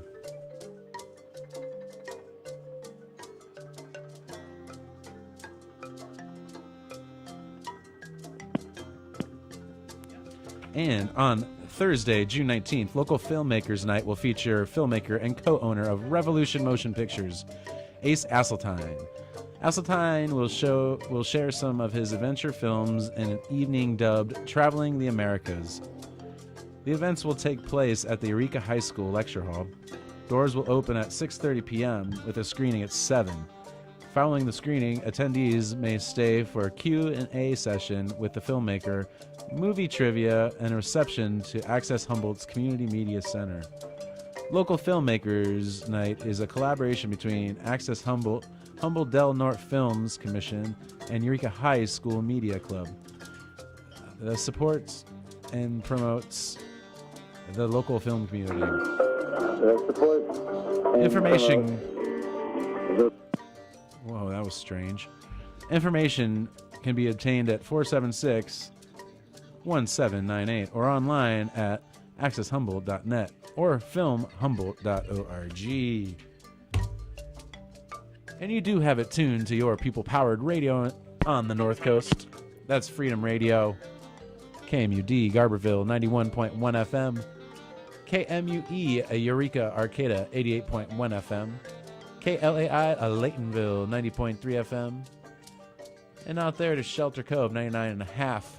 You can reach us online at kmud.org, where you can show support in donation form. It's always gladly accepted. Thank you so much for that continued support, folks. We have...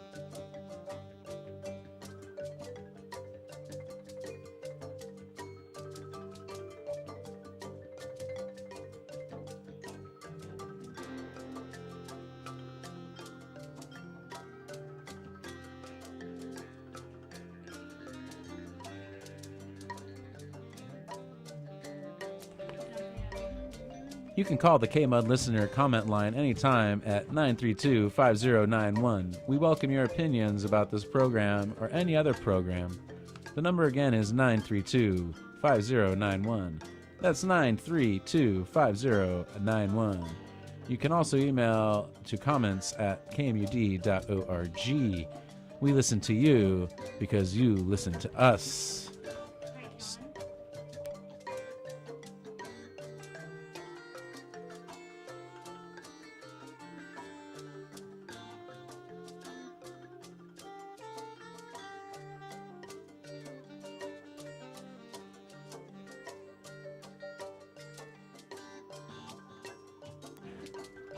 All right, we're going to go back to Studio B. We have John Lowry. John Lowry. Who's John Lowry? He's a 2nd district. From Clear Lake or Trinity or something? Hey, Monique, can you please tell us which candidate we have on and what race they're in? Thank you so much, you guys. It would help to know what county he's from, He's too. an assembly candidate and for 2nd district for state. Oh, thank you so much. Sorry, we got too much paperwork in front of us here. All right, John Lowry. And let me see here. It is 11:06. We want to say thank you so much to everybody joining us. This is KMUD, and we are broadcasting in 4 counties right now. That's right, Northern Mendocino, Humboldt, Trinity, and Del Norte. Thank you to all of our listeners who are tuning in. We're also on live cable TV, Access Humboldt channels 11 and 7. And thank you so much to all of our viewers out there. We really appreciate it. It's 11 o'clock, and as all of you know who've been tuning in since 8, we are really anticipating more election results, as all we have is a couple results from Humboldt, Mendocino, Trinity, and Del Norte. But we are expecting, we heard some rumors that Humboldt County Elections Office told us about 7 minutes until we get the next report. So we cannot wait for that to happen.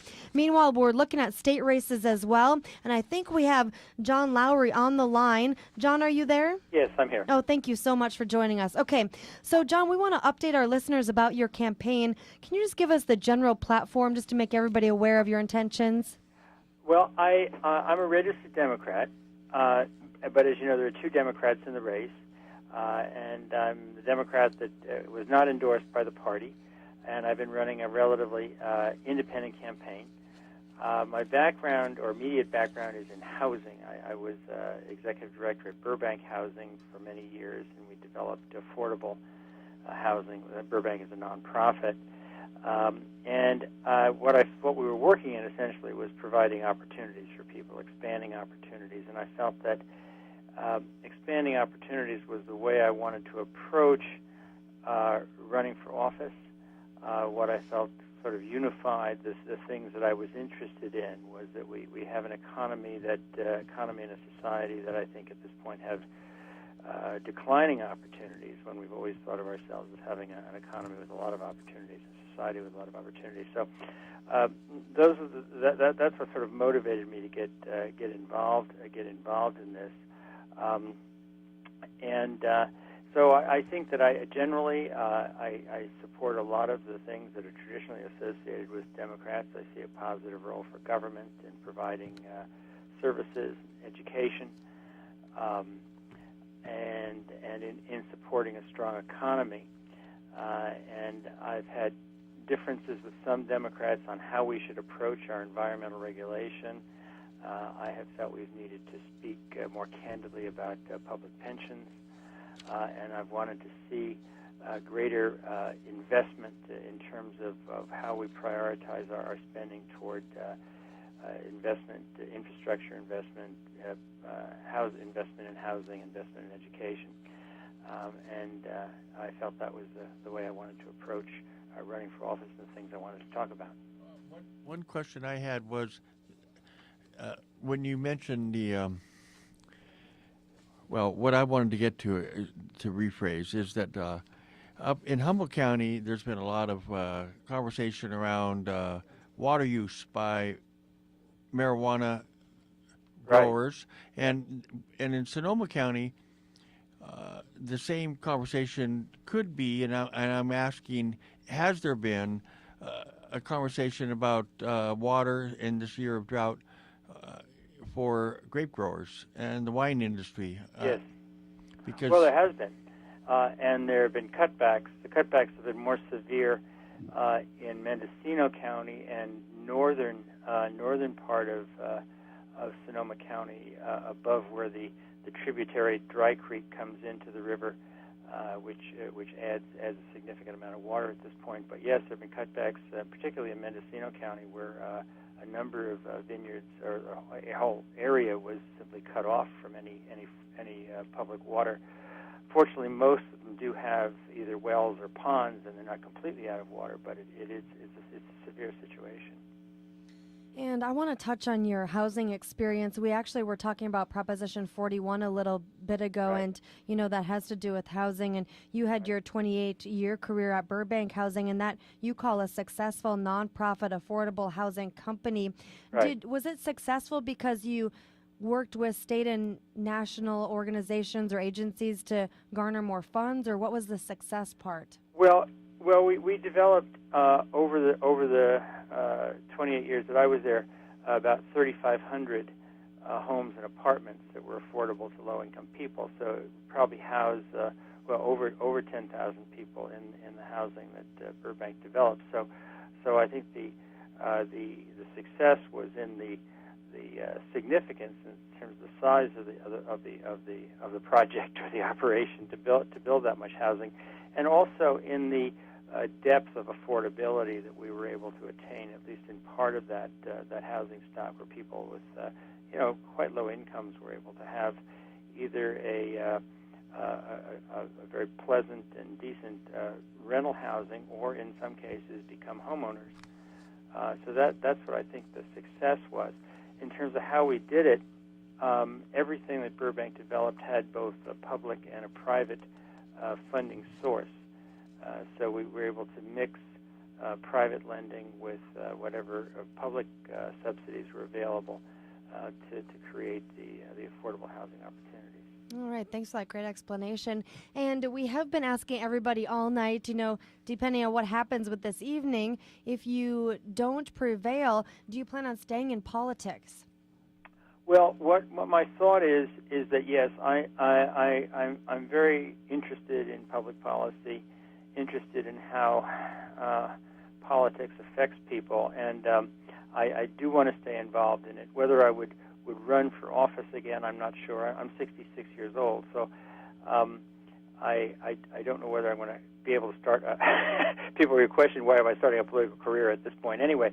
But in terms of research, writing, advocacy, trying to get people to talk to each other, maybe that don't usually talk to each other, to try to reach consensus, definitely I intend to be involved in public life and in public policy.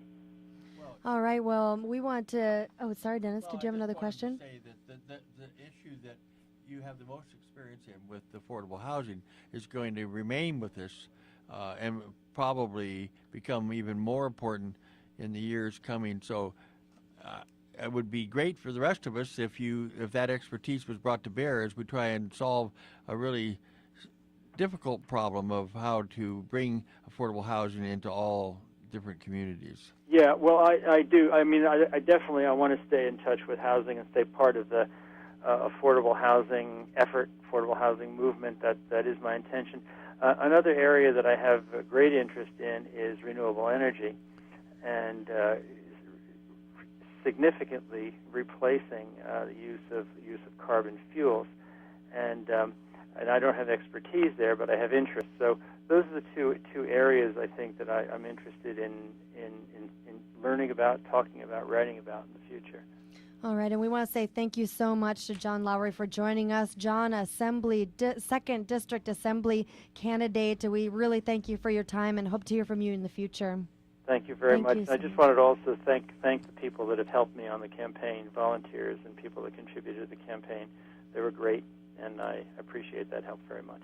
That's wonderful. Well, are you going to go to this third report? Oh, yeah. Thank you so much, John. We'll talk to you in the future. So now we did just get some data, everybody, and thank you so much. It is 11:15. We just got some data, but we also have Bill Burton on the line, who is a Trinity County person running for supervisor, the 4th District Supervisor.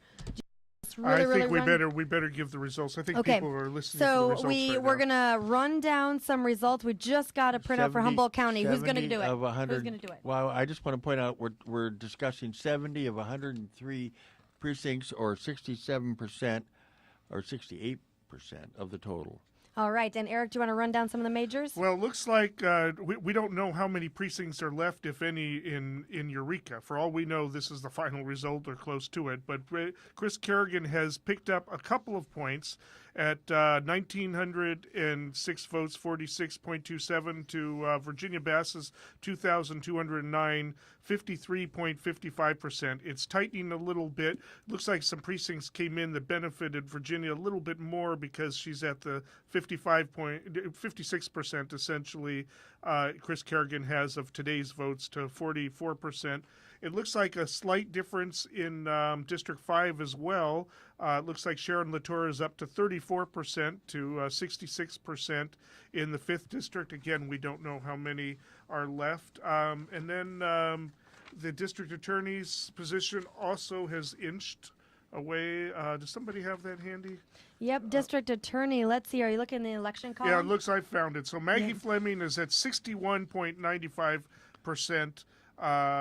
With Lon Furpo in second at 24.34%, Alan Dollison at 8.5%, and Arnie Klein at 5%. And let's go to Measure N. Measure N, it looks like votes cast. We have a 53.36% no and a 46.64% yes. And we'll be right back with more details. Now we're going to turn to Bill. Real quickly also in Del Norte, the final vote on should the County Board of Supervisors adopt a declaration of support for proposed separation from the state of California and the formation of a new state went down in defeat, 100% of the vote in, 41.5% yes, 59% no. It looks like it's still winning in Tehama. I don't know where they are in terms of vote counts, but it's 52 to 48% in favor. So Tehama County, Red Bluff may be leaving the state of California, but clearly it appears Del Norte will not. That's really interesting. We'll have to dive into that more. I think there's more to that story. And Bill Burton, are you on the line? Is Hello, Bill? Humboldt County. Hey, thank you so much, Bill. Is this Bill Burton? Yeah, well, this is Bill Burton. Yeah, I'm running for supervisor in the 4th District, which is in Trinity County, downriver area, which would be Humboldt County edge all the way up to Weaverville. We super appreciate your time. We have a lot of listeners in your area and a lot of really important issues tied to the people who live in our neck of the woods. So, Bill, for people who haven't, listened to your platform, obviously, outline some of the issues that are really important to you. Oh, yeah, real quickly. Downriver, Trinity County has renewable power from the dams that were built here, but the downriver people are part of PG&E, and there's an opportunity to change that so people could have the power from the PUD up here, and that's something that would help the downriver people. So that's one big issue for downriver, and it'd be called community choice electricity, and that's something the supervisors can work on. I got 4 or 5 other agenda pieces. I don't think we need to go through them all now. Well, the CECE is really important. We actually heard people in the Arcata area talk about that years ago at the Planet Green conference, how people could take back the electrical grid and mandate how we receive our power in our area. Is that the same thing you're talking about? Yeah, I believe it's similar. The best thing about it, besides it being much less cost than PG&E power, is the best thing is it's renewable power from our county. So it's a zero carbon footprint electricity. So it really would put our whole county as a leader in not putting out carbon dioxide. Well, thank you for that thought. And also, you would represent a lot of the what we call rural areas. You mentioned the power issue. Are there other rural issues that are really dear to your heart and to the people that you want to represent? Well, sure. Water, of course, is going to be a big one. I heard you discussing the water use, with growers and things like that. That discussion could be calmed down a bit if we really look at how much water is used by growing, and it's not much more than people doing their own gardens in their house for their tomatoes and other things if they're of the same size. And that I talked with Fish and Game, and they are saying that if the people just don't extract lots of water quickly and actually extinguish a creek, if they are just using small amounts rather than big amounts against the environment, and no complete dewatering of creeks, then they don't need to show up and do any, thing to correct for growers who are just stealing lots of water all at once and drying the creek up for an hour or two and then having it go again. That ruins a lot of things. And so that sort of soft education of how we can, use small amounts of water for growing small amounts is going to work out okay. Yeah, and Bill, locally, we've been calling that the best management practices, and actually Department of Fish and Wildlife, Fish and Game have been kind of doing what you said, that public education arm, and they've been really trying to educate people about exactly what you're talking about, what time of day to draw water from creeks, if that's what's happening. And there's been a big push to incentivize water storage in our area. Is that something that's happening in your part of Trinity County as well? I think just people in general are doing water storage just because they're afraid of the drought, and the drought's getting worse, and global warming is doing all these things. But we do have an issue with more and more well permits that have come out. And then here again, a lot of these wells are...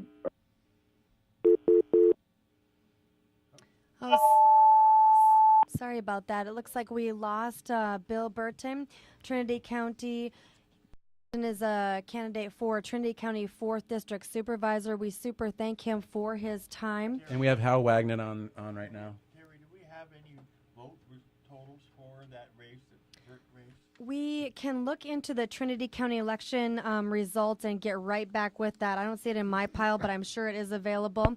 And right now I want to take a break from the phone calls for a second, and we're going to talk about the election results. Is that what you guys want to do for a second? We can talk a little bit about that. I will note that in this third report, only from Southern Humboldt, only the mail ballots have been counted. None of the votes that were cast today have been counted. So to the extent that Southern Humboldt may or may not have an effect, it's still to come.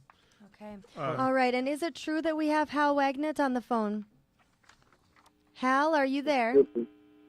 It's true for me. Oh, hey, Hal. Wonderful. Nice to hear your voice. Okay, well, we're skipping over to Mendocino County here. And Hal, you are in the race for 3rd District Supervisor. That includes a lot of our listeners in the Laytonville and all the way over to the Covelo area. So first of all, just tell us, how's your day going?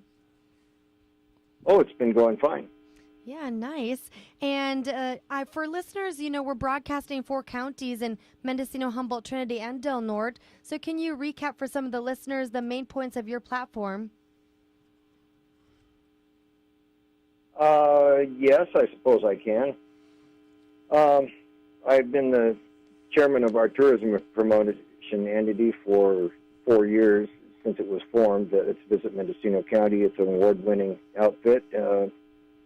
The tourists spent about $380 million in our county 2 years ago. Last year we have reports for and supports about 5,000 jobs, and that's our prime economic development feature right now. I'm a strong advocate for forestry, and it's in the rebound phase. It's about halfway through its 50-year recovery cycle after the fun that everybody had with Redwood Summer and all of that, and the LP's cut out and get out policy. And that's beginning to come back, and I advocate for that. I sit on the railroad board, and we've managed to restore 62 miles of the 314-mile corridor. I've written grants to clean up trespass groves in the National Forest, and I'm a big advocate for that. And, gee, what else would you like to know? I have regional water policy platforms and so on and so forth. But the last time I looked on the internet, I only had about 12% of the vote. And if people don't want somebody that is experienced and has that level of leadership that I have just described, then one of the others is going to be in there, and they will clearly be the people's choice, and we'll just have to see how that goes. Well, it's been a fascinating race. You got 4 intelligent people, and 3 of us have pretty decent followings. But it's shaking out. I think that Madrigal and Woodhouse are the front runners at the moment. Yeah, you're right. That's the results we have so far. But as you also know from looking at that, we don't have everything in yet, and we're waiting for a lot of data. So we'll see what happens. Yeah, Monique, I looked at that and I was a little puzzled too, because they've added this line in the report, so it's something called times counted. And I don't know what that means, but it looks to me like that only 1,100 votes have been counted out of 10,000 some possible. And when I beat Johnny Finches by 300 votes, and he beat me by 300, and that was some years ago. But those 300 votes only accounted for 3 to 5% of the total votes cast. So this seems like it's either an astonishingly low turnout, or they've only reported early mail-ins or something like that. So I wouldn't say the jury's still out. It looks to me like the 2 that were slogging away for the last couple of years are front runners, and I'm bringing up the rear. But that's the way the game is played. But I don't understand the way it's being presented on the website. So if you have any clues, I'd be happy to know them. We suspect that it's just simply mail-in ballots, and that none of the precincts have gotten their counts down to Ukiah yet. Yeah, that may be the case.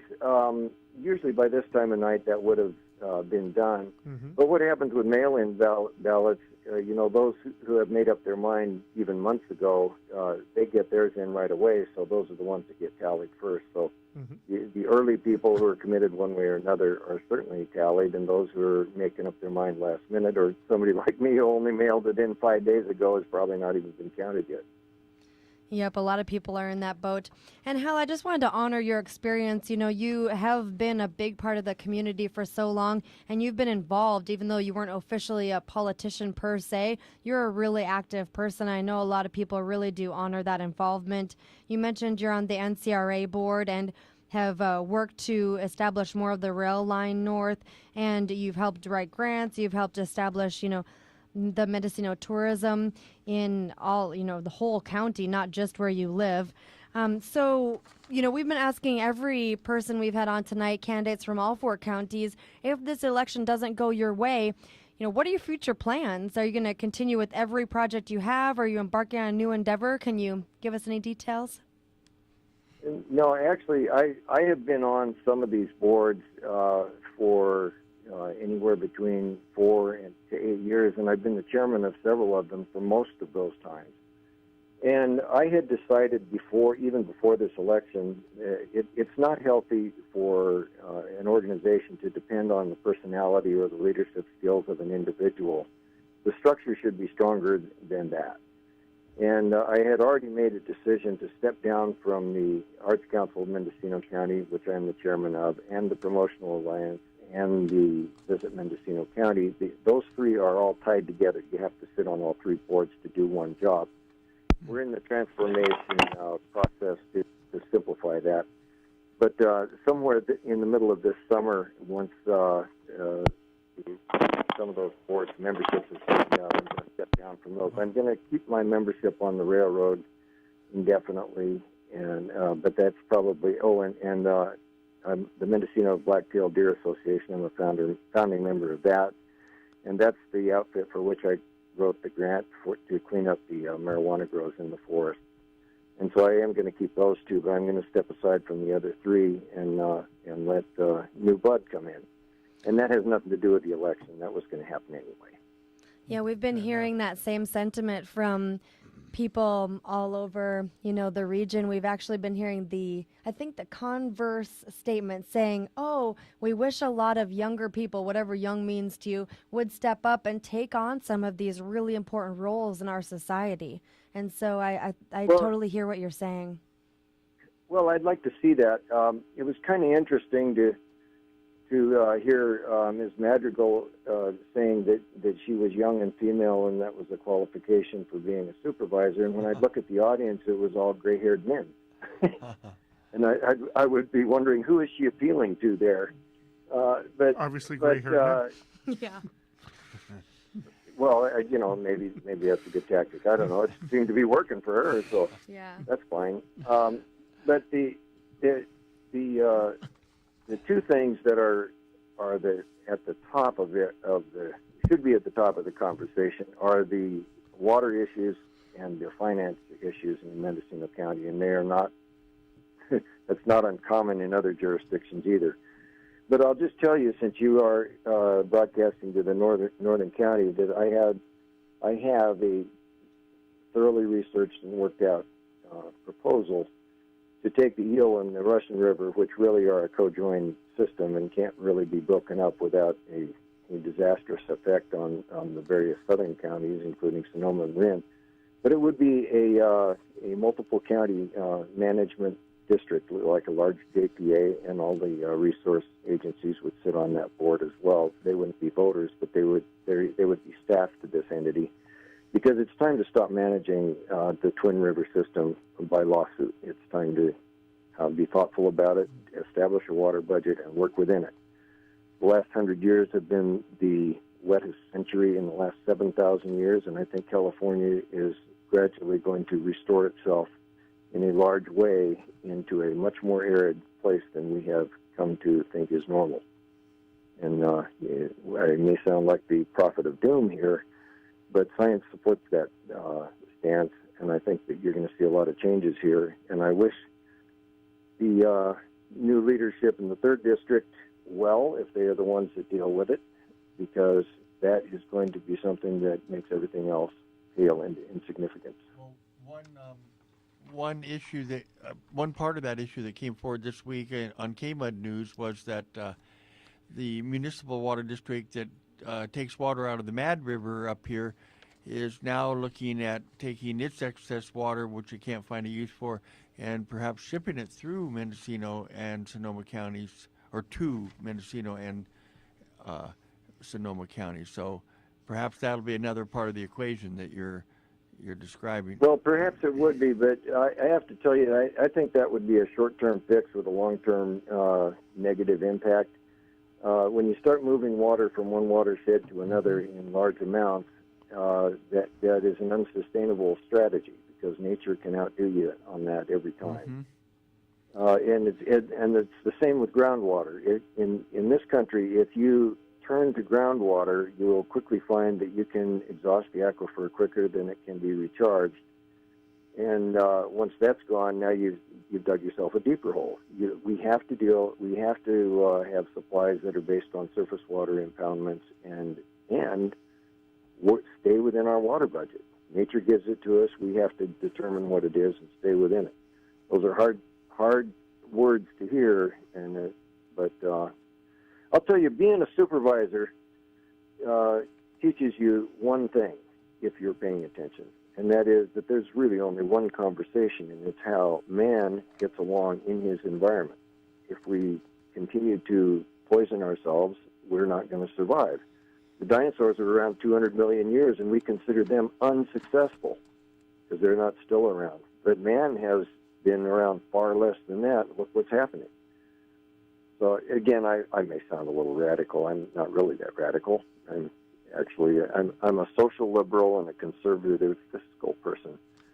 But I can read science manuals and draw some logical conclusions. And I think that you can just mark my words here and see how it shakes out. But I think the conversation has now been started, and there are other folks in the state looking at things. These recent restrictions on riparian draws or something that I predicted 8 years ago, and now it's upon us. Everybody said then, oh, we have water rights. But the answer to that is, where did you get the water rights? From the state.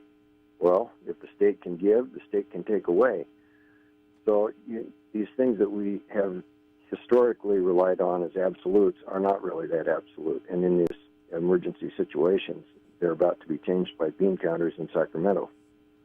Well, that's good advice, Hal. Thank you very much for offering that perspective for us to reflect on as we go. Well, you got an election night to report on, and I probably had my 15 minutes of fame. So Well, that I'll was leave you to it. We really appreciate that, Hal, and I know that your thoughts really resonated with a lot of people who live in our area. We're facing the same exact situation here, in southern Humboldt as you are in northern Mendocino, and we have these same conversations literally almost every 2 days. So definitely hear where you're coming from. Super thank you for your time. Yeah, we have regional issues in common, and I think that we will soon find ourselves linking arms against common enemies. Yeah. Well, that's what everybody's hoped for a long time. Thank you so much for your time there, Hal, and we'll talk to you again in the future. And again, that was Hal Wagnett. He is on the ballot that is in Mendocino County running for 3rd District Supervisor. He's hoping to get that seat. And we're going to let him go, and we're going to turn to some of our results. Eric, I saw you deliberating over that data. What's going on? I'm trying.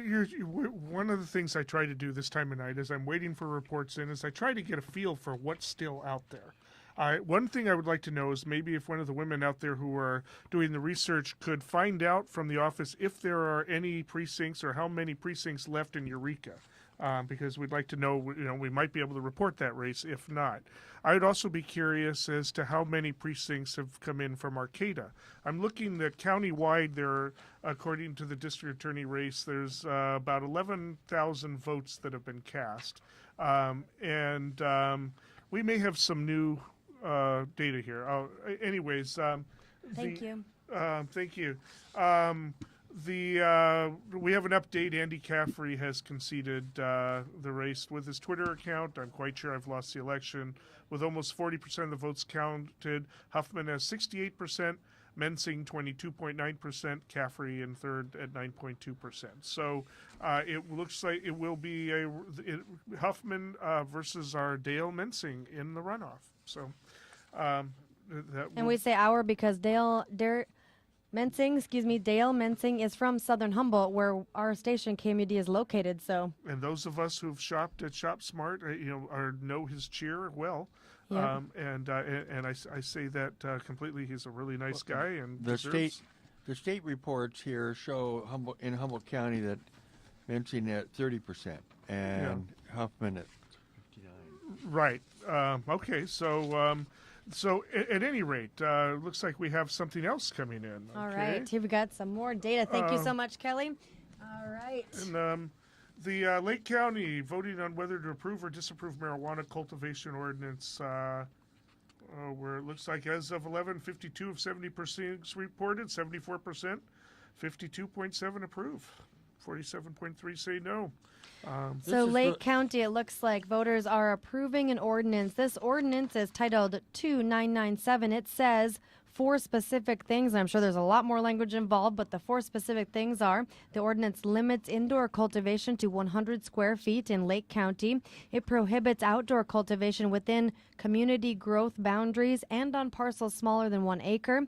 The ordinance in Lake County allows 6 to 12 plants on parcels larger than 1 acre and allows collectives and cooperatives to grow 48 mature plants or 72 immature plants if the land is zoned agricultural and if the parcel is larger than 20 acres. Well, isn't that almost identical to the proposed ordinance that Humboldt County was looking at? It's similar. Yeah. It's similar. So, and it passes. It looks like it's passing. It's not quite done yet, but it looks like it is going to pass because it looks about like what it was before. It doesn't look like there's any significant changes as it's going on, unless there's some particularly special block voting areas that haven't yet been tabulated, which is possible. That's true. All right. Also provided to us by our researchers, 49% of all local ballot measures in California this election are aimed at funding basic social functions like schools, fire, police, healthcare, roads, and parks. These are things that were formerly paid for by standard property tax assessments. Well, that was a long time ago, but there are 58 counties in California. 30 California counties have long local ballot measures this election, 51%. 21 counties, 70% of which have ballot measures this election, have local ballot measures trying to raise money for schools, mainly through bonds, which defer the debt to the future, while 7 measures are looking to raise money for schools through increased parcel tax assessments. This is all, 30 years later, we're still dealing with Prop 13. We're going to be paying for that forever. Santa Clara County alone has 7 measures on the ballot seeking to raise money for various school districts. 128 local measures, 41%, 53 of them deal with raising money for schools. And we have County Measure N put on the ballot by Southern Humboldt Unified School District, currently failing. But as I noted in the last break, we have none of the actual ballots, the ballots that were cast today have been factored into that. And it's pointed out that we don't have any of the ballots from Mendocino, I think. Right. Well, at least from the northern part of Mendocino. Right. The 3rd district. Because as listeners may know, the Southern Humboldt Unified School District actually includes part of northern Mendocino County, including Leggett. So that's why we're saying we need to get those ballots from Mendocino added into that tally. And as Eric was mentioning, these ballot measures extend, and there's another measure called Measure M that was put on the ballot by Hydesville Elementary School District, and that is similar to Measure N. Obviously, there's a money difference, but it looks like it's passing overwhelmingly, 68 to 31%, with 118 votes in favor, 55 against. I should point out there that also in Hydesville, no ballots are in.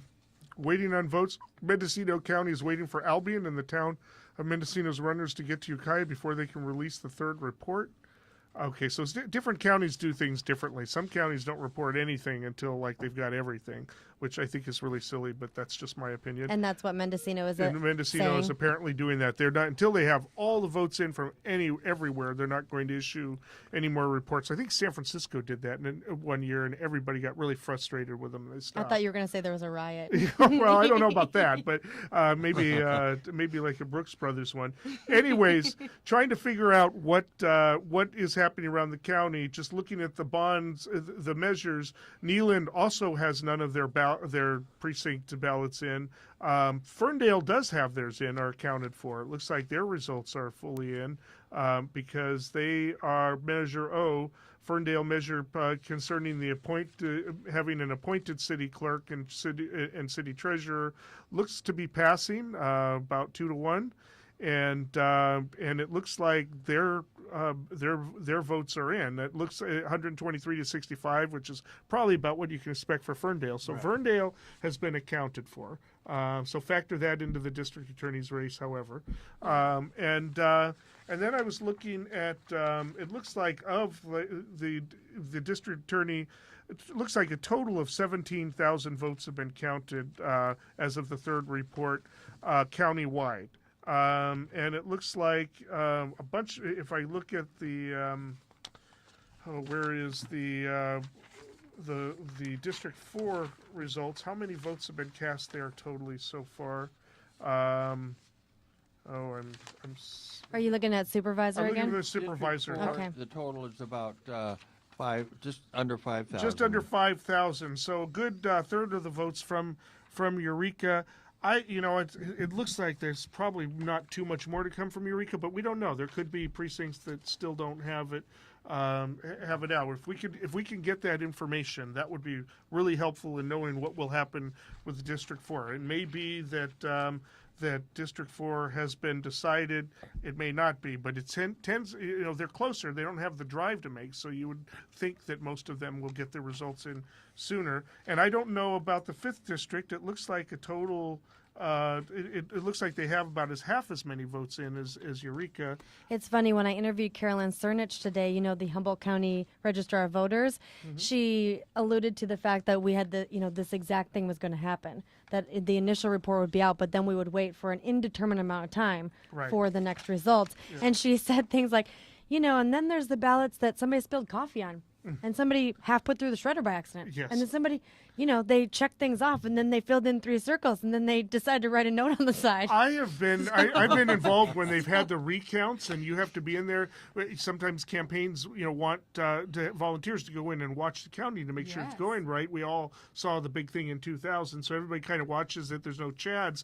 But it's amazing what people do with the ballots. I mean, you would think it's not that complicated. You fill in the one box, and only one box. You don't circle the names. You don't write messages all over and the rest, and anything like that has to be done. But it's amazing. You have what are called overvotes and undervotes. Undervote is when nothing gets done or when less than the choices are. Overvotes, there are people that insist on choosing 2 in it, and if you do that, it negates your ballot, period. Yeah. So it's these are presumably people who are 18 years or over. But just we don't know. We don't know what gets into people's heads. Well, hey, look at the money that you see floating around Southern Humboldt, and the stamps that people put on, and they've obviously folded into some sort of origami. So there you go. We did want to recap things for people who are just joining us. It's almost midnight, so let's just recap what we do know. Do you want to start from the top? Well, we start with the district attorney is the one of most interest to people. So, all right, in Humboldt County, we're going to start with the district attorney race. All right, with 17,366 votes counted. Okay. You want me to do the results? Yeah, do too? district attorney. You all got right. that one. Maggie Fleming is still on top at this point with 62% of the vote, 10,758 of those votes cast so far. In second is Alon Firpo with about 4,230 votes at 24.34%. After that, 876 votes, Arnie Klein, it's actually in fourth with 5% of the vote, and Allison Dollison in third with just under 1,500 votes at 8.46%. So it's looking like Maggie Fleming may have pulled it out. We don't know. There's nothing on here to indicate whether or not Arcata votes have been counted. I suppose the only chance for Maggie Fleming to not be in there is if Arcata is late getting its results in. Well, the third report shows her increasing her percentage. No, her percentage. No, it's gone down. It's gone down slightly. 61%. Yeah, 61. She started at about 63%.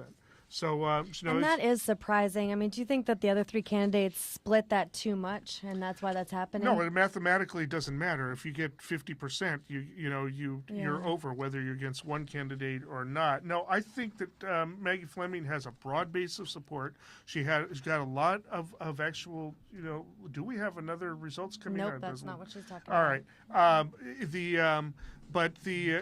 Anyways, and it was across the boundary. She had progressives like Linda Atkinson, on her side. She a lot of liberal. Oh, that's right. We attorneys. talked earlier about how she had this broad support range. Linda Atkins, who's considered the most progressive in Eureka, basically, as Yes, a she is. politician. And, like you had mentioned, both Which is interesting because Marion Brady, who's probably the most conservative of the city council, endorsed the law on FERPRO. So it was, it was not ideologically, even the local weird ideologies that Humboldt County comes up with that defy odds, even those didn't play into this race very much. I think there are a lot of people out there that feel like, that Paul Gallegos, he may have been elected to kind of change the direction. Terry Farmer was not moving with the times, not implementing, viewing the changes in the law with regard to marijuana, and therefore was defeated. Maggie Fleming is not Allison Jackson or Worth Dykeman. Was not seen as sort of the hardcore, go get 'em kind of prosecutor that they represented. They kind of went on platforms that Paul Gallegos was weak on crime, and it did not fly well with the kind of the libertarian aspect of this county. Maggie Fleming downplayed. She received the police support, but she downplayed it because one of the big mistakes Worth Dykeman made was he when he was asked the question, about whether he would honor the ABA admonition, the rule of ethic that the district attorney's office is supposed to be independent from law enforcement. His response was, "Well, ABA guidelines are not binding on California." That lost him the race, I think, right then and there. She was cognizant of enough to not make a big deal about it. In fact, you don't even find the mention of it on her website. She never mentioned it as the primary thing. She'd always bring out other support first. That's right. And she would play up, and she had a number of progressives behind her. And I know some, when I was talking to her privately, she says, "I'm sort of confused that I'm being cast as the conservative here because I've always considered myself a liberal Democrat. I was raised in Oakland." So it's part of it, I think, is that she and had did a you broad say base that of is support. confusing? This is the Eric Kirk version of the Humboldt County political theme. Well, it's Hey, folks, we got a Maggie Fleming audio from her campaign party if you want to listen to it. It's like a 10-minute cut, or we can just keep going with this.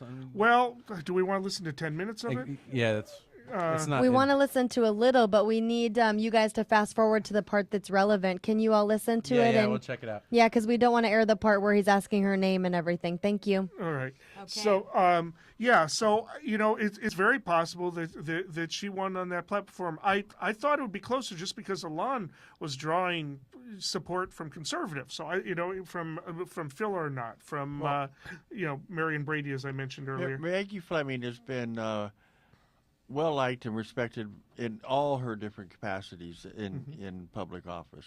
I mean, you didn't hear a lot of people saying that. Although she did have incurred the ire of a lot of hum CPR people, and this might also be some things that confuse a lot of voters because of the basically essentially doing her job, advocating for the county and resisting. Who were they? What happened was they were trying to get the county to reveal how much money it had spent and get the details on the billing. That's right. And Lee Lancey filed PRA requests. That's right, and so she resisted that. Because she's working for the county council, so she was actually in the position to be responding to the PRA That's request. right. The head county council comes and puts it on your desk. You don't say, "Oh, I philosophically disagree with this." You do it. You're part of the office. So who knows what her personal position was? But she was the one who did it. So she did draw there. And so on some of the blogs, there were people that were talking about how she should not be voted. I understand that Bob McKee didn't like the idea that that aspect, and so there was a bit of a pushback against her for that, but apparently not that much. And we'll see what happens with Southern Humboldt. We don't, a lot of it is unaccounted for, but it seems like at this point a pretty big hefty margin there. So we got a sweet little 3-minute snippet for you. Oh, thank you, guys. Here's Maggie Fleming at her candidate party this evening. Okay, so here with Maggie Fleming, running for district attorney, right? So how's the election night going so far? So far, we've only gotten the absentee results, and those have been very well for the campaign. Awesome. And what are you hoping? You feeling confident for the rest of the night? Are you feeling cautiously optimistic? Is it too early to tell? I think it's too early to tell. I'm sort of a trial attorney from many, many years, and so I tend to always wait till the final results are in to know what the outcome's going to be. And if you do win, what's one of the first things you want to start tackling in Humboldt County as DA? I've said it at the forums, and I think it's really important too. I would like to immediately start reviewing the cases that are currently in the office, see what sort of plea offers have been made. I've gone to thousands of houses door to door, and the number one concern the public has shared with me is the plea deals and how it impacts public safety. So I'd like to look at that. Obviously, I would also be very interested to see what the current status is with the budget and start looking at those issues as well. Very cool. What do you think makes Humboldt County special, and why do you want to be Humboldt County's DA? I think Humboldt County, by and away, is one of the greatest places to live because the people who live here are so amazing. There are so many unique groups of people who really, really care about the community and who work hard to try to make a difference every day. And I think that's the greatest sort of part of the area, in addition to obviously just its overwhelming beauty of nature. And who's throwing the party here tonight? Is this your house or a friend's house? This is family house, and it's been our campaign headquarters throughout the campaign, so it's been a great place to gather. Then how's the campaign gone? Is it like a weight off your shoulders at the end of the day? Is this fun? Is this like kind of like your victory lap? You kind of get to exhale a little bit? I wouldn't call it a victory lap. I mean, we're still waiting on the results, but it's really nice to have everybody who's worked so hard come together and get to be together. And a lot of these people haven't met each other before. Some people work different parts of the county and they've been emailing, so it's been kind of neat to have everybody get together and really see each other. And we're having a good time just sort of talking about all the things that everyone's done and how hard everyone's worked on the campaign. Very cool. And this interview is going to be aired tonight in a couple of minutes. I'm going to send it over. It's going to be aired. And if there's any last-minute voters out there or people on the fence, what is one thing you want them to know about Maggie Fleming? I just really appreciate everyone who took the time to educate themselves, to go out and learn as much as they could about the job and the candidates when trying to decide who to vote for. And I really appreciate everyone's time. So many people have participated between the forums and then giving me time when I come knocking on their door. And I've just really, it's really been an impressive experience to meet so many people and see how many people care about Humboldt County. Maggie Fleming, thank you so much. And again, that was KMUD reporter and our new intern, Zachary Latharis. He's up there going to candidate parties. He's been up there all night, and that was recorded earlier, obviously, right before 8 o'clock, before the polls closed. So thanks to Zach for that audio. We've only got 5 minutes left, and we are just, really waiting for more results. Yes, what do you have? For Eric? Oh, yeah. Yes. Eric, as an attorney, and you're listening to Maggie Fleming speak to two issues of importance. One was the plea bargaining, and the two was the budget. The first question, though, about pleas. As an attorney, is it really doable? Everybody always whines about the plea agreements. Right. They always say, I had an uncle who said there shouldn't be any plea agreements. And I said, does that mean you want to try every single case? Are you willing to pay like 5 times the rate of taxes to build 50 new courthouses and hire, a slew of judges and lawyers? Because it possibly maybe, 1% of the cases actually goes to trial. Right. It's you can't, you can't do that. But everybody says they like it because they have this perception that people are getting. It's not off. Unique to Humboldt County. No, it's not. There's no. It is the vast majority of cases are pled out. So, but everybody always says, or not everybody, but a lot of people always say, well, there shouldn't be plea deals, or there's too many of them, or they aren't good. One or two of them make it to the to the news, like as in the one that I think probably did in Alon The Furpo's Farrar case. candidates. Yes. Yeah. And you know, and the problem is they don't have the facts. You know, they don't know what's in there. The deputy DA is the one that's in there examining the witnesses, looking at the evidence, and they're the ones in the room. They made the call. She made the mistake, I think, of releasing a press conference about it. One thing Paul always did is he kept his cool. He was slammed for cases, and he just said, I made the call. Deal with it, you know, and that's the way, because there are just things that you don't know about it. So it's a fake issue, and but there's nothing that can be done about it. You can't take more cases to trial unless you want to pay a lot more, you know, for funding. That's just well, the way it and is. Humboldt County, you know, I interviewed Sheriff Downey, and they tried to get money to build a new jail, literally a huge addition to the jail, in addition to rehab facility and stuff, but it was denied on technicality of the grant. You know, the United States is already the country that has the biggest percentage of its population behind bars.